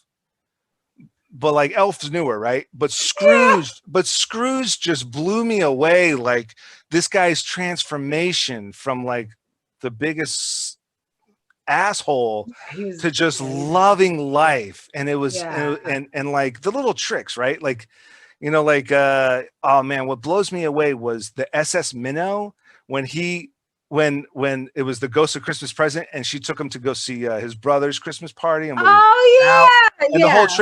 whole Trivial Pursuit, and when he called that out on live TV, I was just like, it was like all these little moments in Scrooged. It was just Bill Murray just like shooting the shit.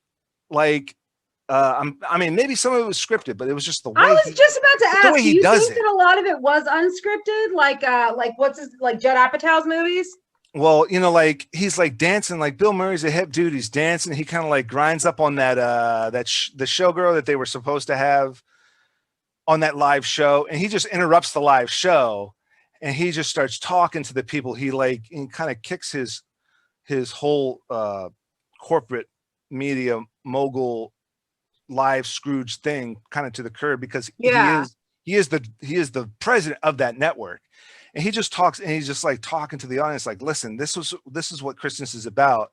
He's like, look at this hot lady. He goes up to because he wanted to have those showgirls on the Scrooge show. And he starts making out with, and he goes, that was good, but it wasn't great. You know what's great? And then I think he was just kind of kicking it. You think so?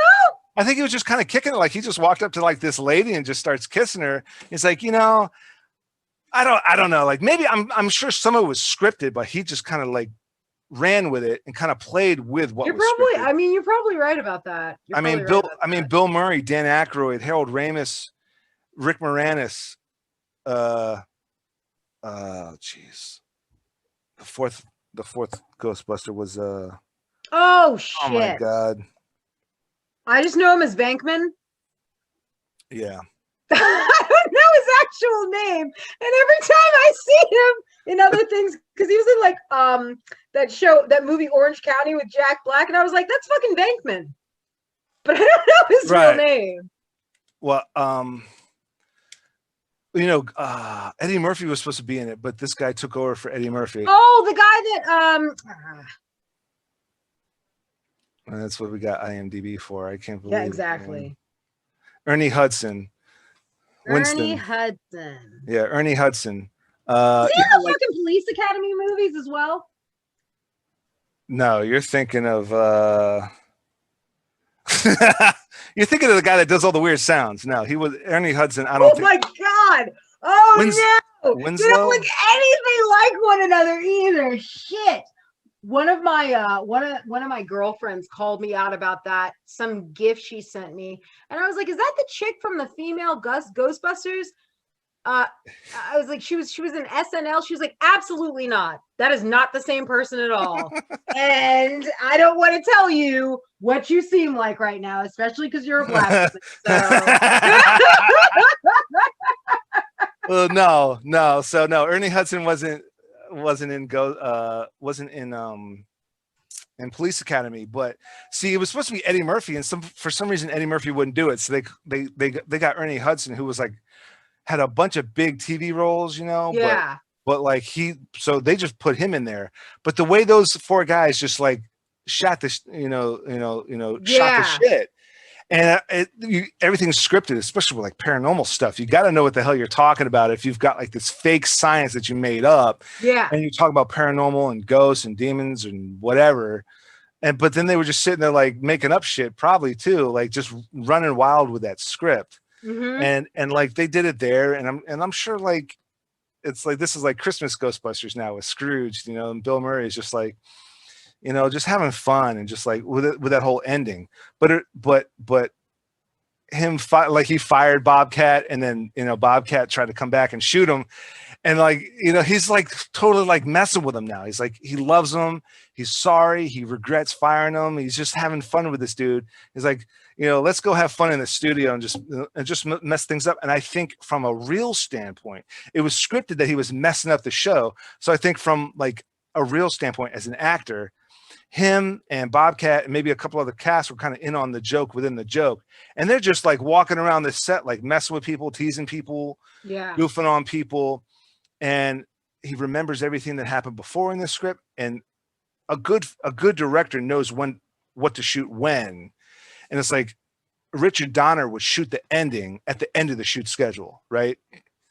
Yeah. And I think, and so, going to another film, Heat with De Niro and Pacino, the LA crime movie, you got to see Heat. Okay. Heat to me is one of the greatest. A lot of people told me that movie is fucking amazing. It is fucking amazing. It's 25 years old now.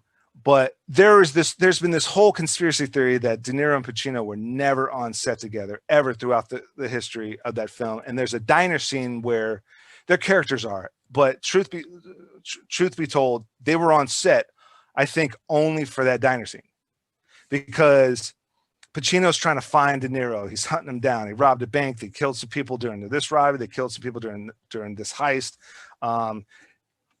Pacino is like hell-bent on catching this dude in the act. Can't catch him yet. Missed him on 2 different, crimes. And so he finds this point to like grab him, and he invites him. He just says like, hey, you want to get coffee? And they know who each other are. And he was like, you do want to just get some coffee? And I think throughout the whole production, the director waited to shoot that last so that you felt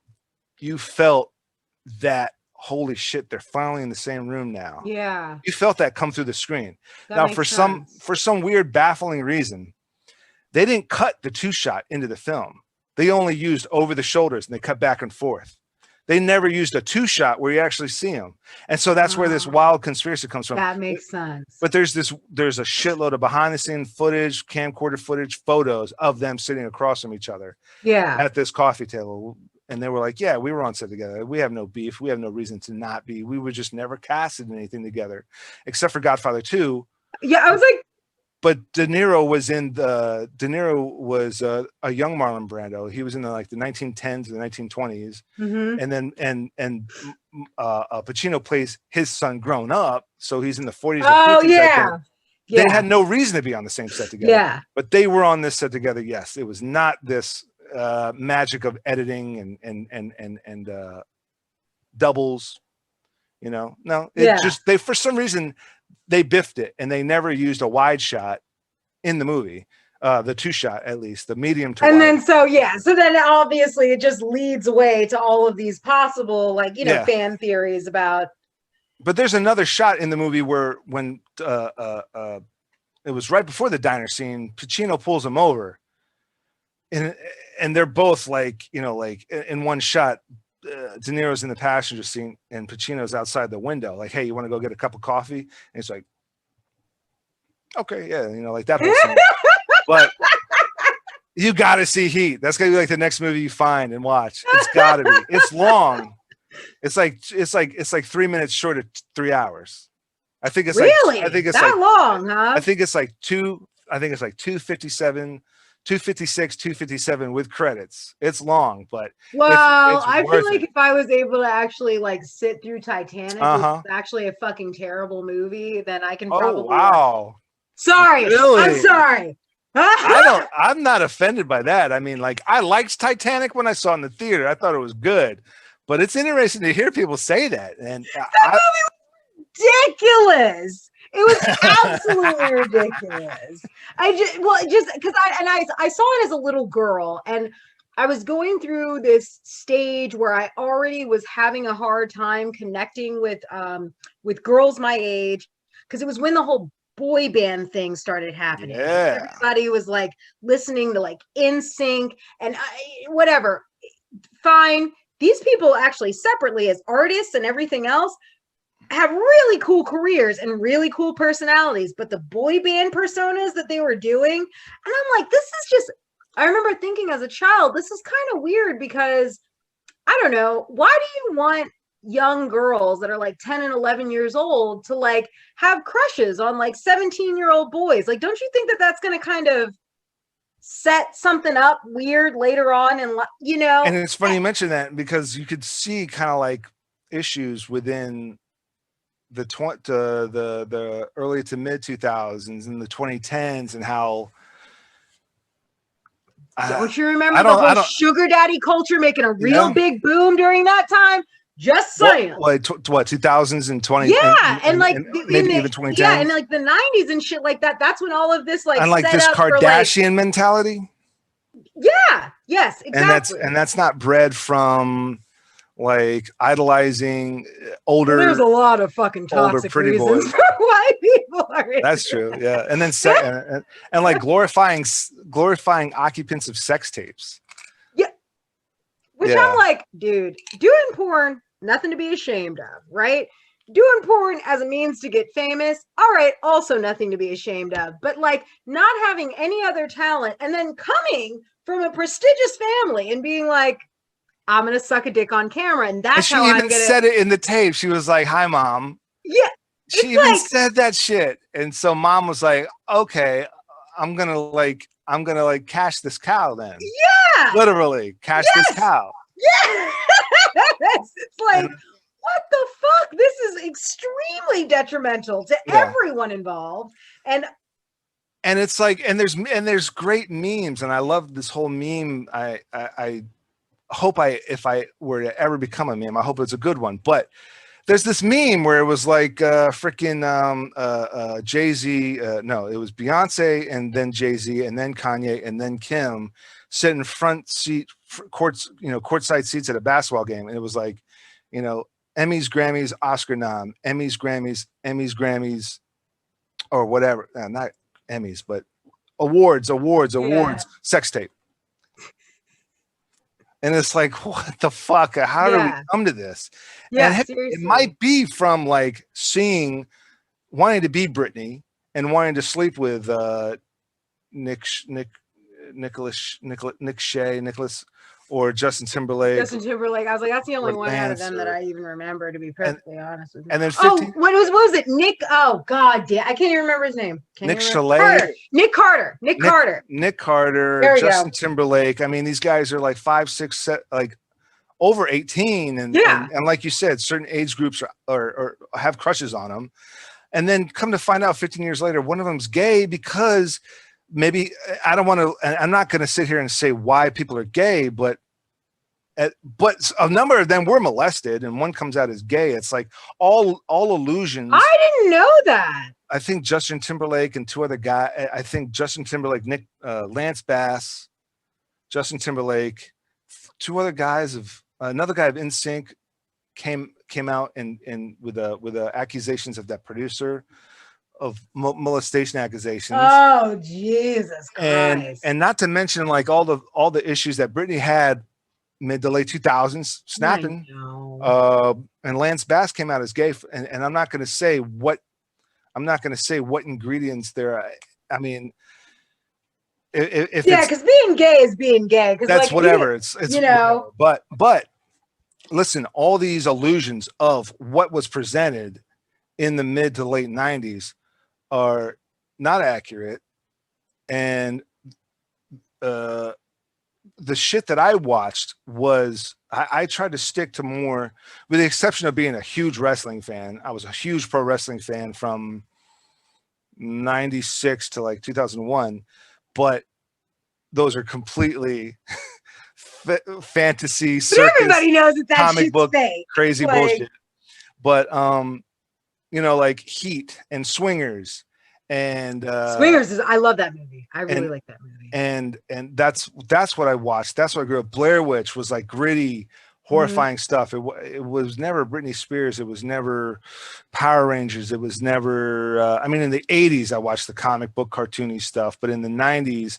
But as I matured, that's what I watched. I guess the kids then were watching. So that was my issue with Titanic. I was like listening, like I was doing I wasn't into that shit. No. And one of my girlfriends really wanted to go and see the movie. And it's so funny. Like, I'm watching her fucking cry when Leonardo DiCaprio is sinking into the water.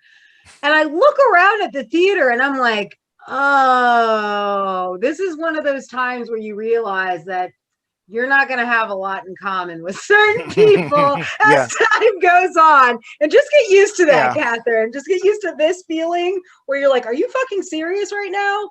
That's going to probably happen a few times. Hey, listen, don't get me wrong. I was moved by the movie. I was choked up and I was moved by the movie, but it's nostalgia. And it was probably, but at the end of the day, it's like, yo, can't you both get on the piece of wood? Yes, I didn't want to say that. And that's always been the meme. That's been the YouTube trope and the meme and the YouTube joke for like 10 years now. It doesn't make any sense. You both could have fit on the boat on that board. I mean, he could have died of pneumonia a little bit later, and the love story still would have been beautiful.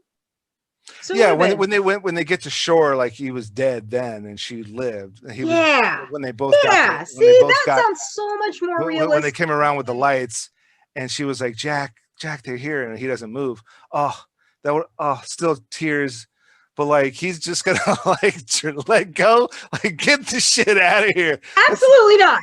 Absolutely not. But what moved me more was like those old folks that were like trapped and they just were like that's what moved me. That was fucking beautiful. And I think like the musicians, and everybody makes fun of the musicians that wouldn't get up and they kept playing. Was so cool. That's kind of emotional. That was kind of like cool to me. The captain staying, everybody that that shit was really fucking cool. But Kate, you could have let Leo on the board. Not Kate. Absolutely. Whatever. And also, I'm sorry, that character was such a bitch through most of that movie. She's just so spoiled. And it was just so obnoxious. Listen, yeah. So I mean, okay. And I really didn't like that. I was getting really annoyed because I'm like, see, I think you're battling with an identity or not with the female lead, whereas I'm battling or not with an identity of the male lead, right? He's an artist, he's broke, he's traveling, he's kind of like hustling and grinding. That might be the issue here. So coming from his standpoint, he's not going to get on the board so that she can really survive, as opposed to like if he gets on the board, they tumble or they flop over and then they're fucking screwed or whatever. I don't know. You really want to like, split hairs here. I mean, I don't know. Who that's not what really was emotional for me. It was like the more the middle part. When I think about that stuff, you're right. That was actually really moving. It was really moving. Maybe I focused too much on the love story because that's what all of my friends were really into. And I'm like, I'm not into it. I'm sorry. But the graphics also at the time were fucking absolutely. They were phenomenal. Absolutely. It was groundbreaking filmmaking, and only James Cameron broke James Cameron records with Avatar until I think Avengers Endgame broke Avatar records. But really? Yeah. But only James Cameron broke James Cameron records. Which makes sense. So yeah, I mean, it was like the #1 film. I mean, for a number of reasons, and yeah, I mean, everyone splits that thing apart. It was historically inaccurate. Okay, so what? I mean, that's dumb. That is a dumb reason to not like a movie. Nobody ever said based on a true story, and like everyone knows that it's kind of surrounding a true story because it's called Titanic. It's about Titanic. Yeah. The way it snapped, I think, was accurate. The way it went up and then snapped, and then everybody got like slammed or drowned or flipped over. And I think the thing about them miscalculating who can jump on safety boats, and there was this classist thing going on. That was a real thing. Yeah, I don't think there was a Jack or a Rose or the douchebag that was. I don't remember it. Is that the right word? Bequeathed of that arranged marriage. Bequeathed. Bequeathed his fiance or whatever. Billy Zane, dude. Billy Zane. I was like, because I remember thinking his character was really good looking. That did follow me for quite some time. It's a fucking shame about how some actors don't get proper roles. But Billy Zane is the can play the scumbag of all scumbags. He's really good at it. And he was the Demon Knight. He was the Phantom, which was a which was a superhero as well.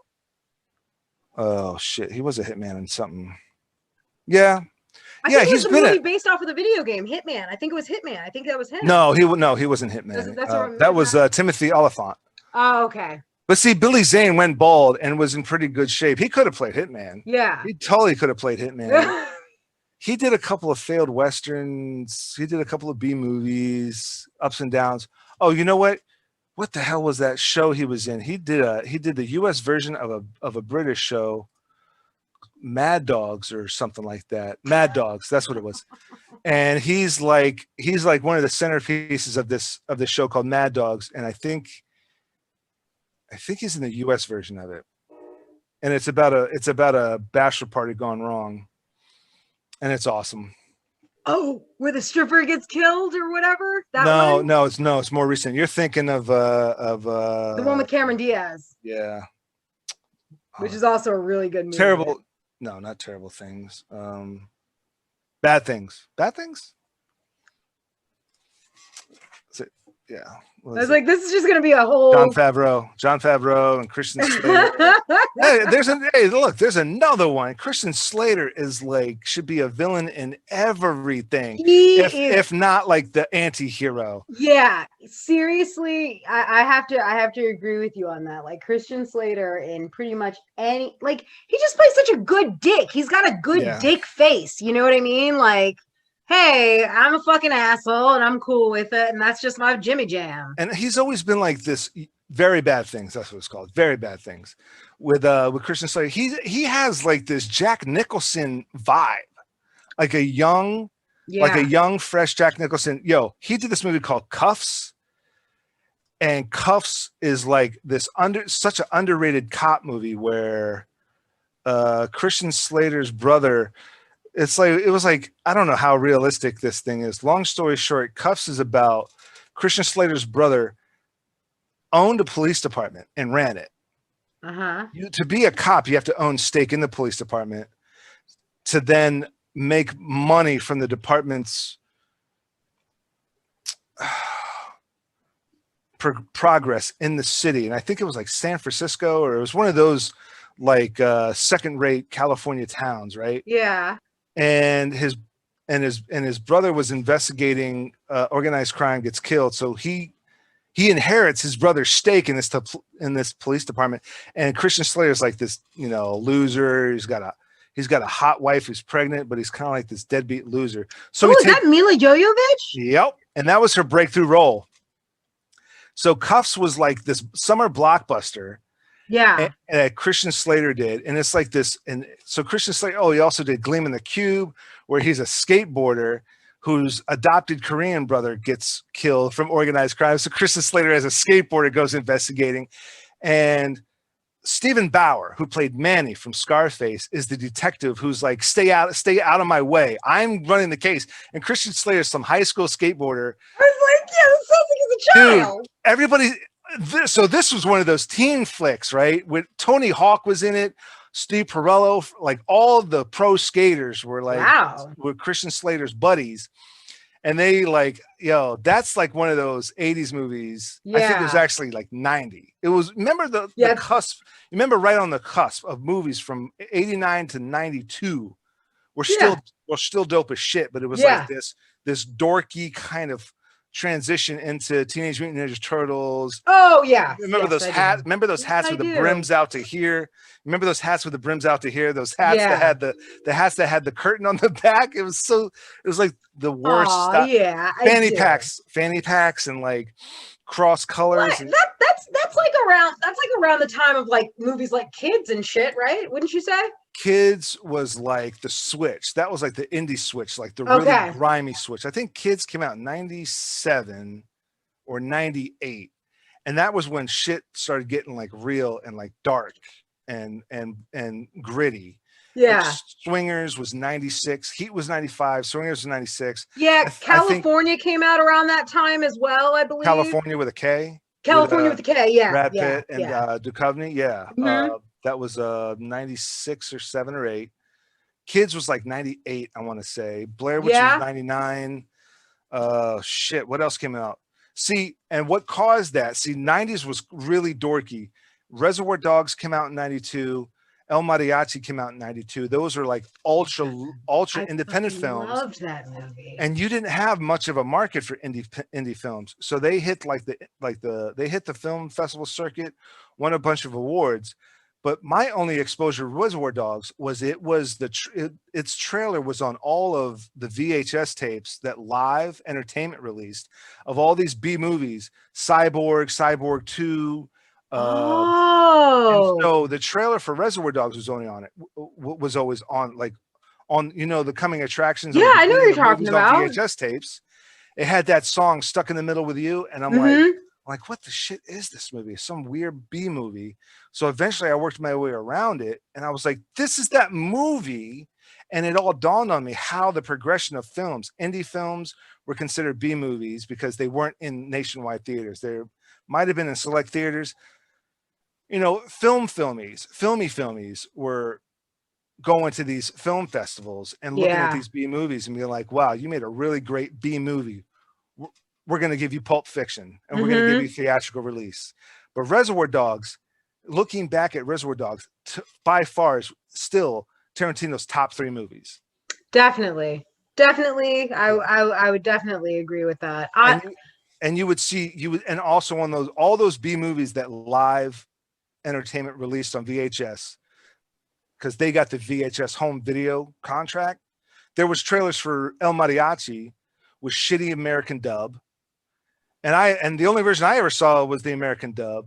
But then but then Desperado was marketed as a sequel and they showed clips from the original. Which is funny.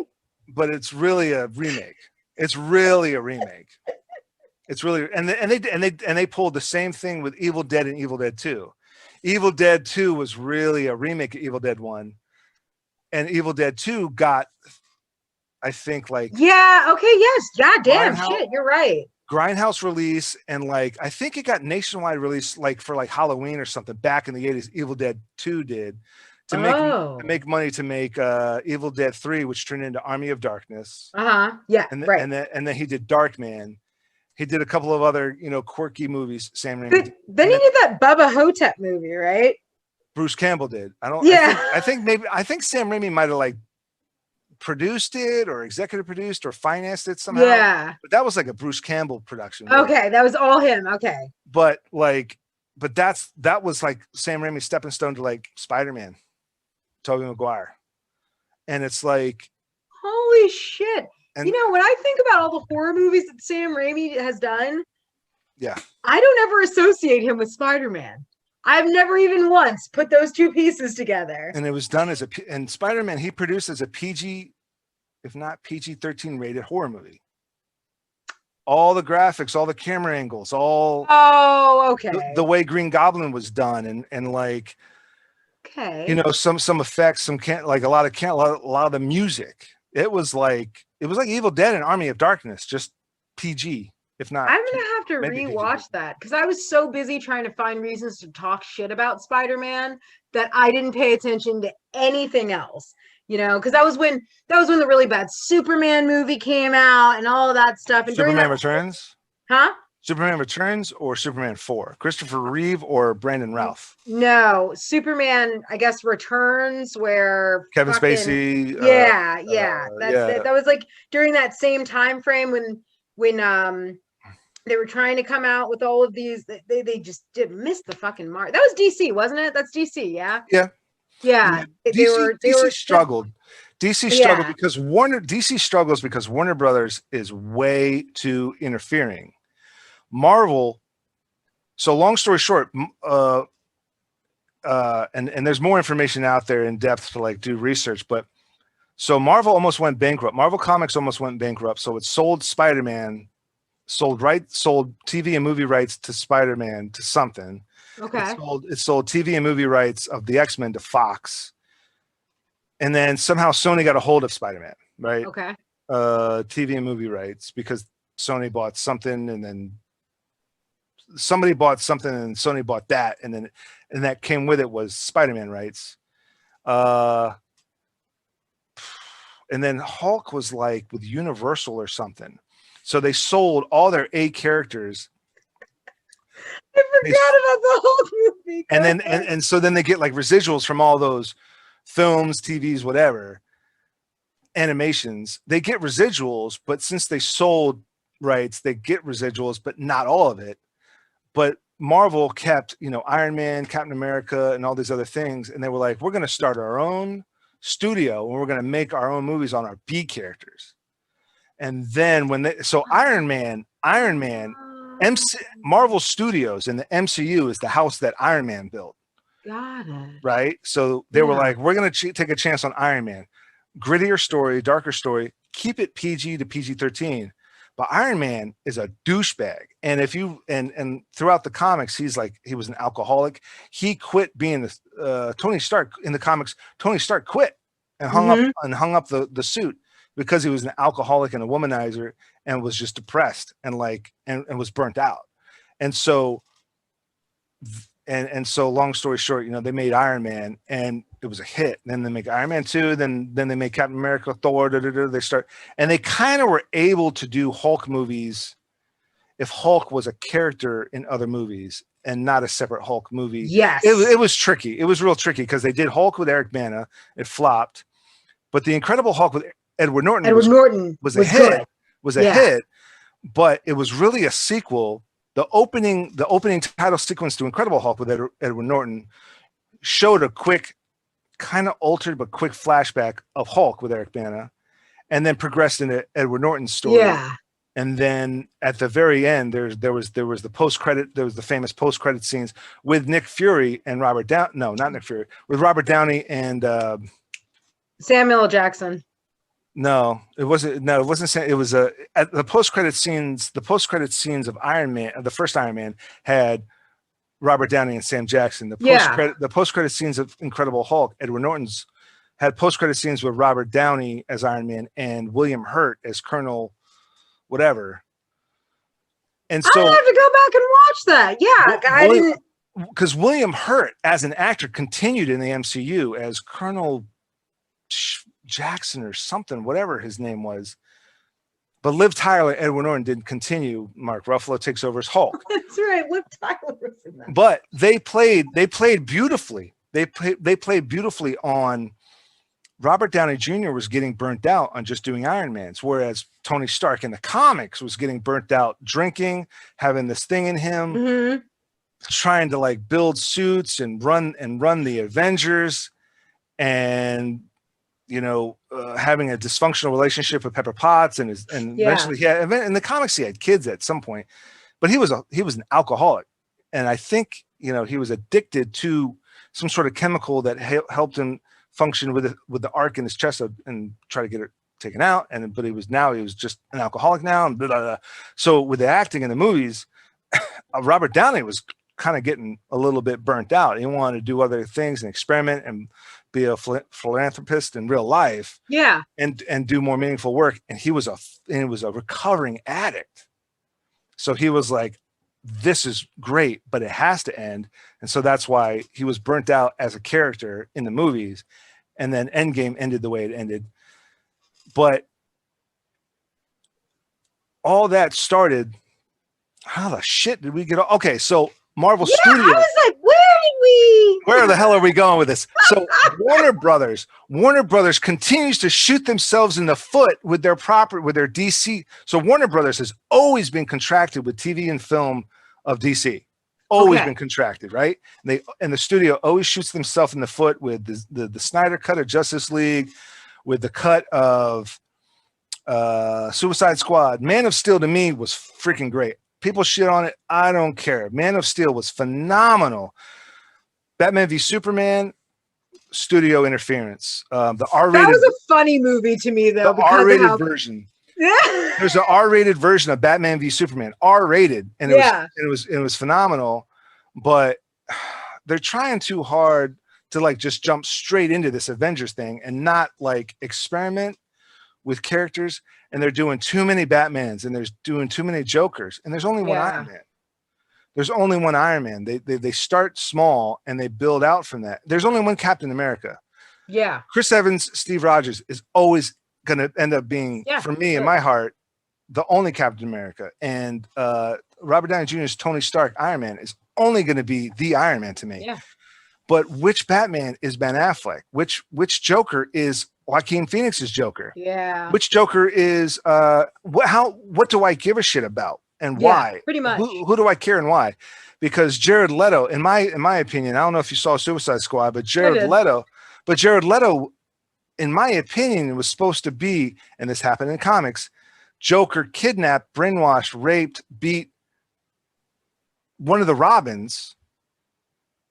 And that was and that Robin ends up being a Joker.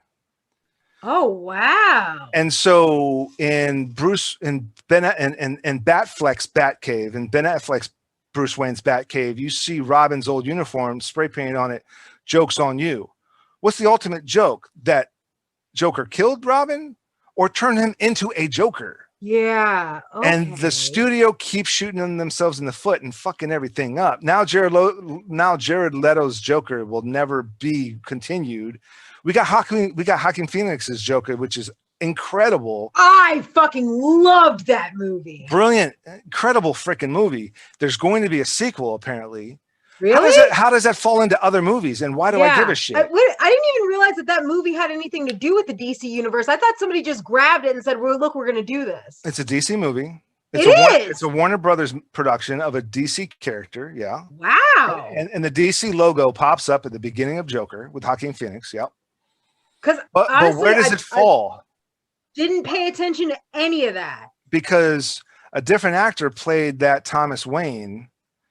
But in Ben Affleck's movies, the guy that played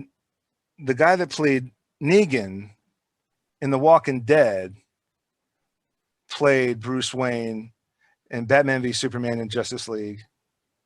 Played Thomas Wayne. What the shit is his name? I don't even understand. Like, really, if you didn't, and I probably just didn't pay attention because that movie was so much better than any of the other fucking Batman movies that I've seen. Yeah. That's where it's super indebted to the DC, universe and all that. But that rich guy, I have no idea. That rich guy that he thought was his dad, was Thomas Wayne. Yeah. And that little kid he was messing with is Bruce Wayne. Yeah, I got that. Oh, right. I got that. But I didn't think it was supposed to keep to any storyline whatsoever. But they were they were on the fence about making Ben Affleck's Batman an older Christian Bale Batman, but then Christian Bale dealt with a Joker. Now, in the comics, Batman got a hold of some alien device that told him, throughout your career, Bruce, as Batman, there have been 3 Jokers. And he goes, really? He goes, that's why they're all slightly different. And that's the comic book writer's way of making sense of things. But there have been 3 Jokers. Okay. And one person was brainwashed or worked for the Joker and kept his mantle or was brainwashed and then one Joker was Robin because he was kidnapped and presumed killed by Joker, but he was brainwashed and raped and manipulated and abused and so screwed up that he became Joker. Okay. And then I think it's a total of 3 or 4. So comic book wise, DC, big world DC comic book wise, Batman had some sort of alien device and asked it, who the hell is the Joker? And it's not who, but how many? And there was 4. And then and it kind of laid things out. The first Joker is Joaquin Phoenix's Joker. And I think the 3rd or 4th Joker would have been Jared Leto's Joker, who was originally Tim Drake, Dick Grayson, or Tim Drake, or somebody else. I can't remember the freaking names, but Warner Brothers, as starting a film universe like MCU did, keeps shooting themselves in the foot. So there's the Suicide Squad with Margot Robbie as Harley Quinn and Will Smith as Deadshot. Then there's Birds of Prey with Margot Robbie. And then there's a 3rd movie called Suicide Squad. Yeah. They just got rid of the. It's called Suicide Squad. It's a loose sequel / reboot. Now Margot Robbie's still playing Harley Quinn. Oh, okay. And Jai Courtney's still playing Captain Boomerang. Okay. But it's not Suicide Squad 2. It's not the Suicide Squad Returns. They got rid of the word "the" and it's called Suicide Squad. It's so fucking stupid and confusing. This seems a little convoluted. Warner Brothers doesn't have a foot anymore. They've shot themselves in the foot so much that it's nubs right here, man. That's like, it doesn't make sense. MCU was so carefully crafted, and the guy running Marvel Studios, Kevin Feige, is the biggest Marvel fan. He knows every character, every backstory. He knows everything. He was associate producer on the X-Men movies. He was associate producer on, I think, on the Blade movies, which is a Marvel character. He was associate producer, I think, on the Fantastic Four movies with Jessica Alba. You know, he was like like a clerk, like an associate producer. We all know what associate producer is. And he worked his way up, and he goes, I have a great idea. Marvel, you don't own rights to Fantastic Four was sold to Fox because that was a big thing. But he goes to Marvel and he goes, I know everything there is to know about Marvel. I'd like to do this, that, and the other thing. And they're like, you're hired. And he goes, we're going to start with Iron Man and carefully craft Iron Man 2, carefully craft Captain America 1, carefully craft Thor 1. Hit. Okay, Avengers movie. Yeah. And slowly build. And then solo movie, slowly put them into Avengers 2. 10 more solo movies. And then Avengers 2.5 with Captain America's Civil War. And then 10 more solo movies. Then Avengers Infinity War, a couple of solo movies to tie into Avengers Endgame. Mm-hmm. Huge freaking, but he started very carefully, and he's very carefully, but he is the hands-on. You know what I'm saying? He runs Marvel Studios, and he's in charge of but he works directly for Marvel. Wait a minute. Is that the same dude that did that movie Chef? Is that guy? Jon Favreau wrote and directed Iron Man 1. Oh, okay. I was like, no. Right. So, but Jon Favreau and Kevin Feige worked, and Jon Favreau is kind of also responsible for having started the MCU. But he directed, I think, Iron Man 1 and 2. And then I think he got tired of it because he didn't like Kevin Feige. Chef is an allegory to his career as a filmmaker. So he was a big-time chef at a big-time restaurant. He got sick and tired of it. So he started his own food truck, right? Yeah. Gourmet food, delicious food coming out of the food. Jon Favreau started with Swingers, worked his way up to Iron Man's and Zatora or whatever that other sci-fi movie is. Some other big Zathora. Yeah, Elf. He wrote and directed Elf. And Iron Man 1 and 2. And then he's sick and tired of these big budget films. So he makes a small little indie film called Chef. He had Scarlett Johansson play something. God damn it. She's so beautiful. She's in that movie, that show Modern Family.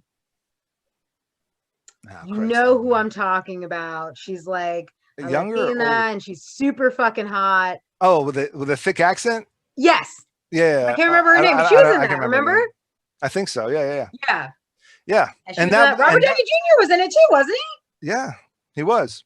As his, I think, like chefs, you get to Gordon Ramsay level, you have an agent or a manager, like a business advisor, whatever. Mm-hmm. And Robert Downey Jr. played his version of that in that movie. Mm-hmm.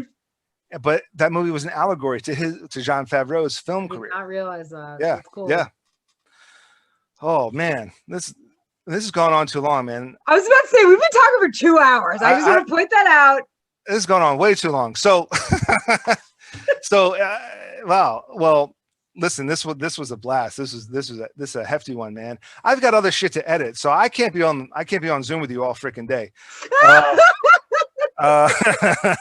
If there was you kind of touched upon it, but if there was one last bit of advice, one last point you want to make, one last bit of advice, what would that be? Or just for anybody that's whatever. I mean, whatever just you in want general right now.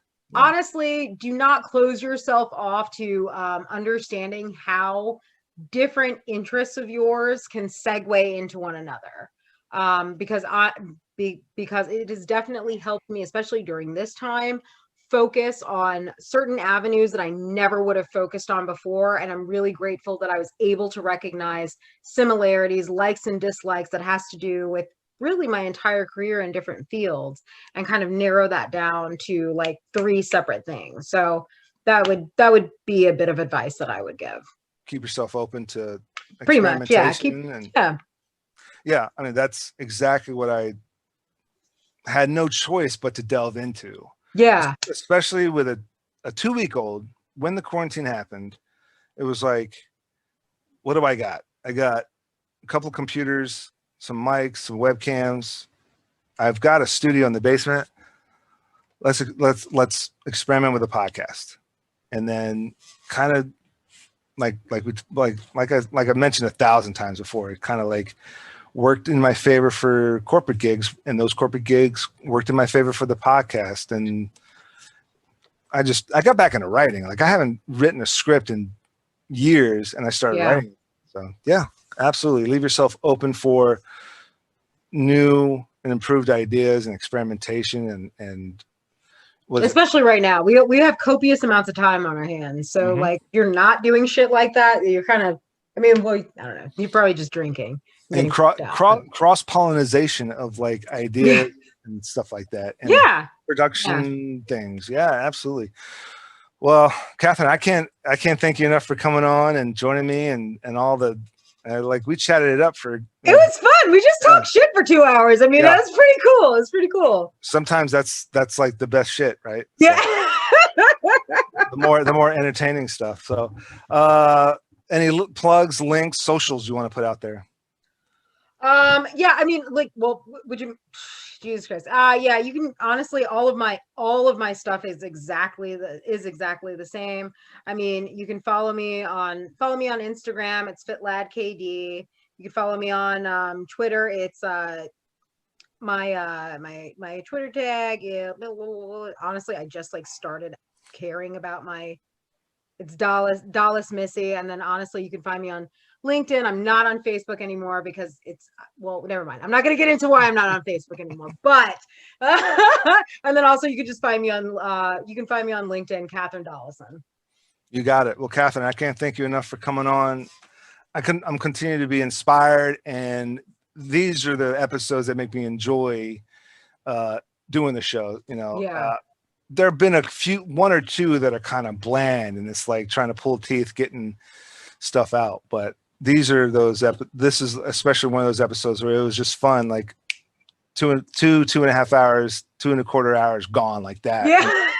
It's like, it's a blast. It's just shooting the shit, talking fun stuff, especially movie and TV stuff. Like that's kind of like our arena. But I think that makes for good organic podcast content too, as if like, you know, there are a group of people that there's basic topics, and then you can use that to create more and more and more, you know, it just builds upon itself, and it's not something that's super scripted. Yeah, absolutely. Well, I can't thank enough for coming on. It was a blast. To my viewers, I hope I've earned the privilege of your time and viewership. I know Catherine has, and until next time, you know what to do. All right.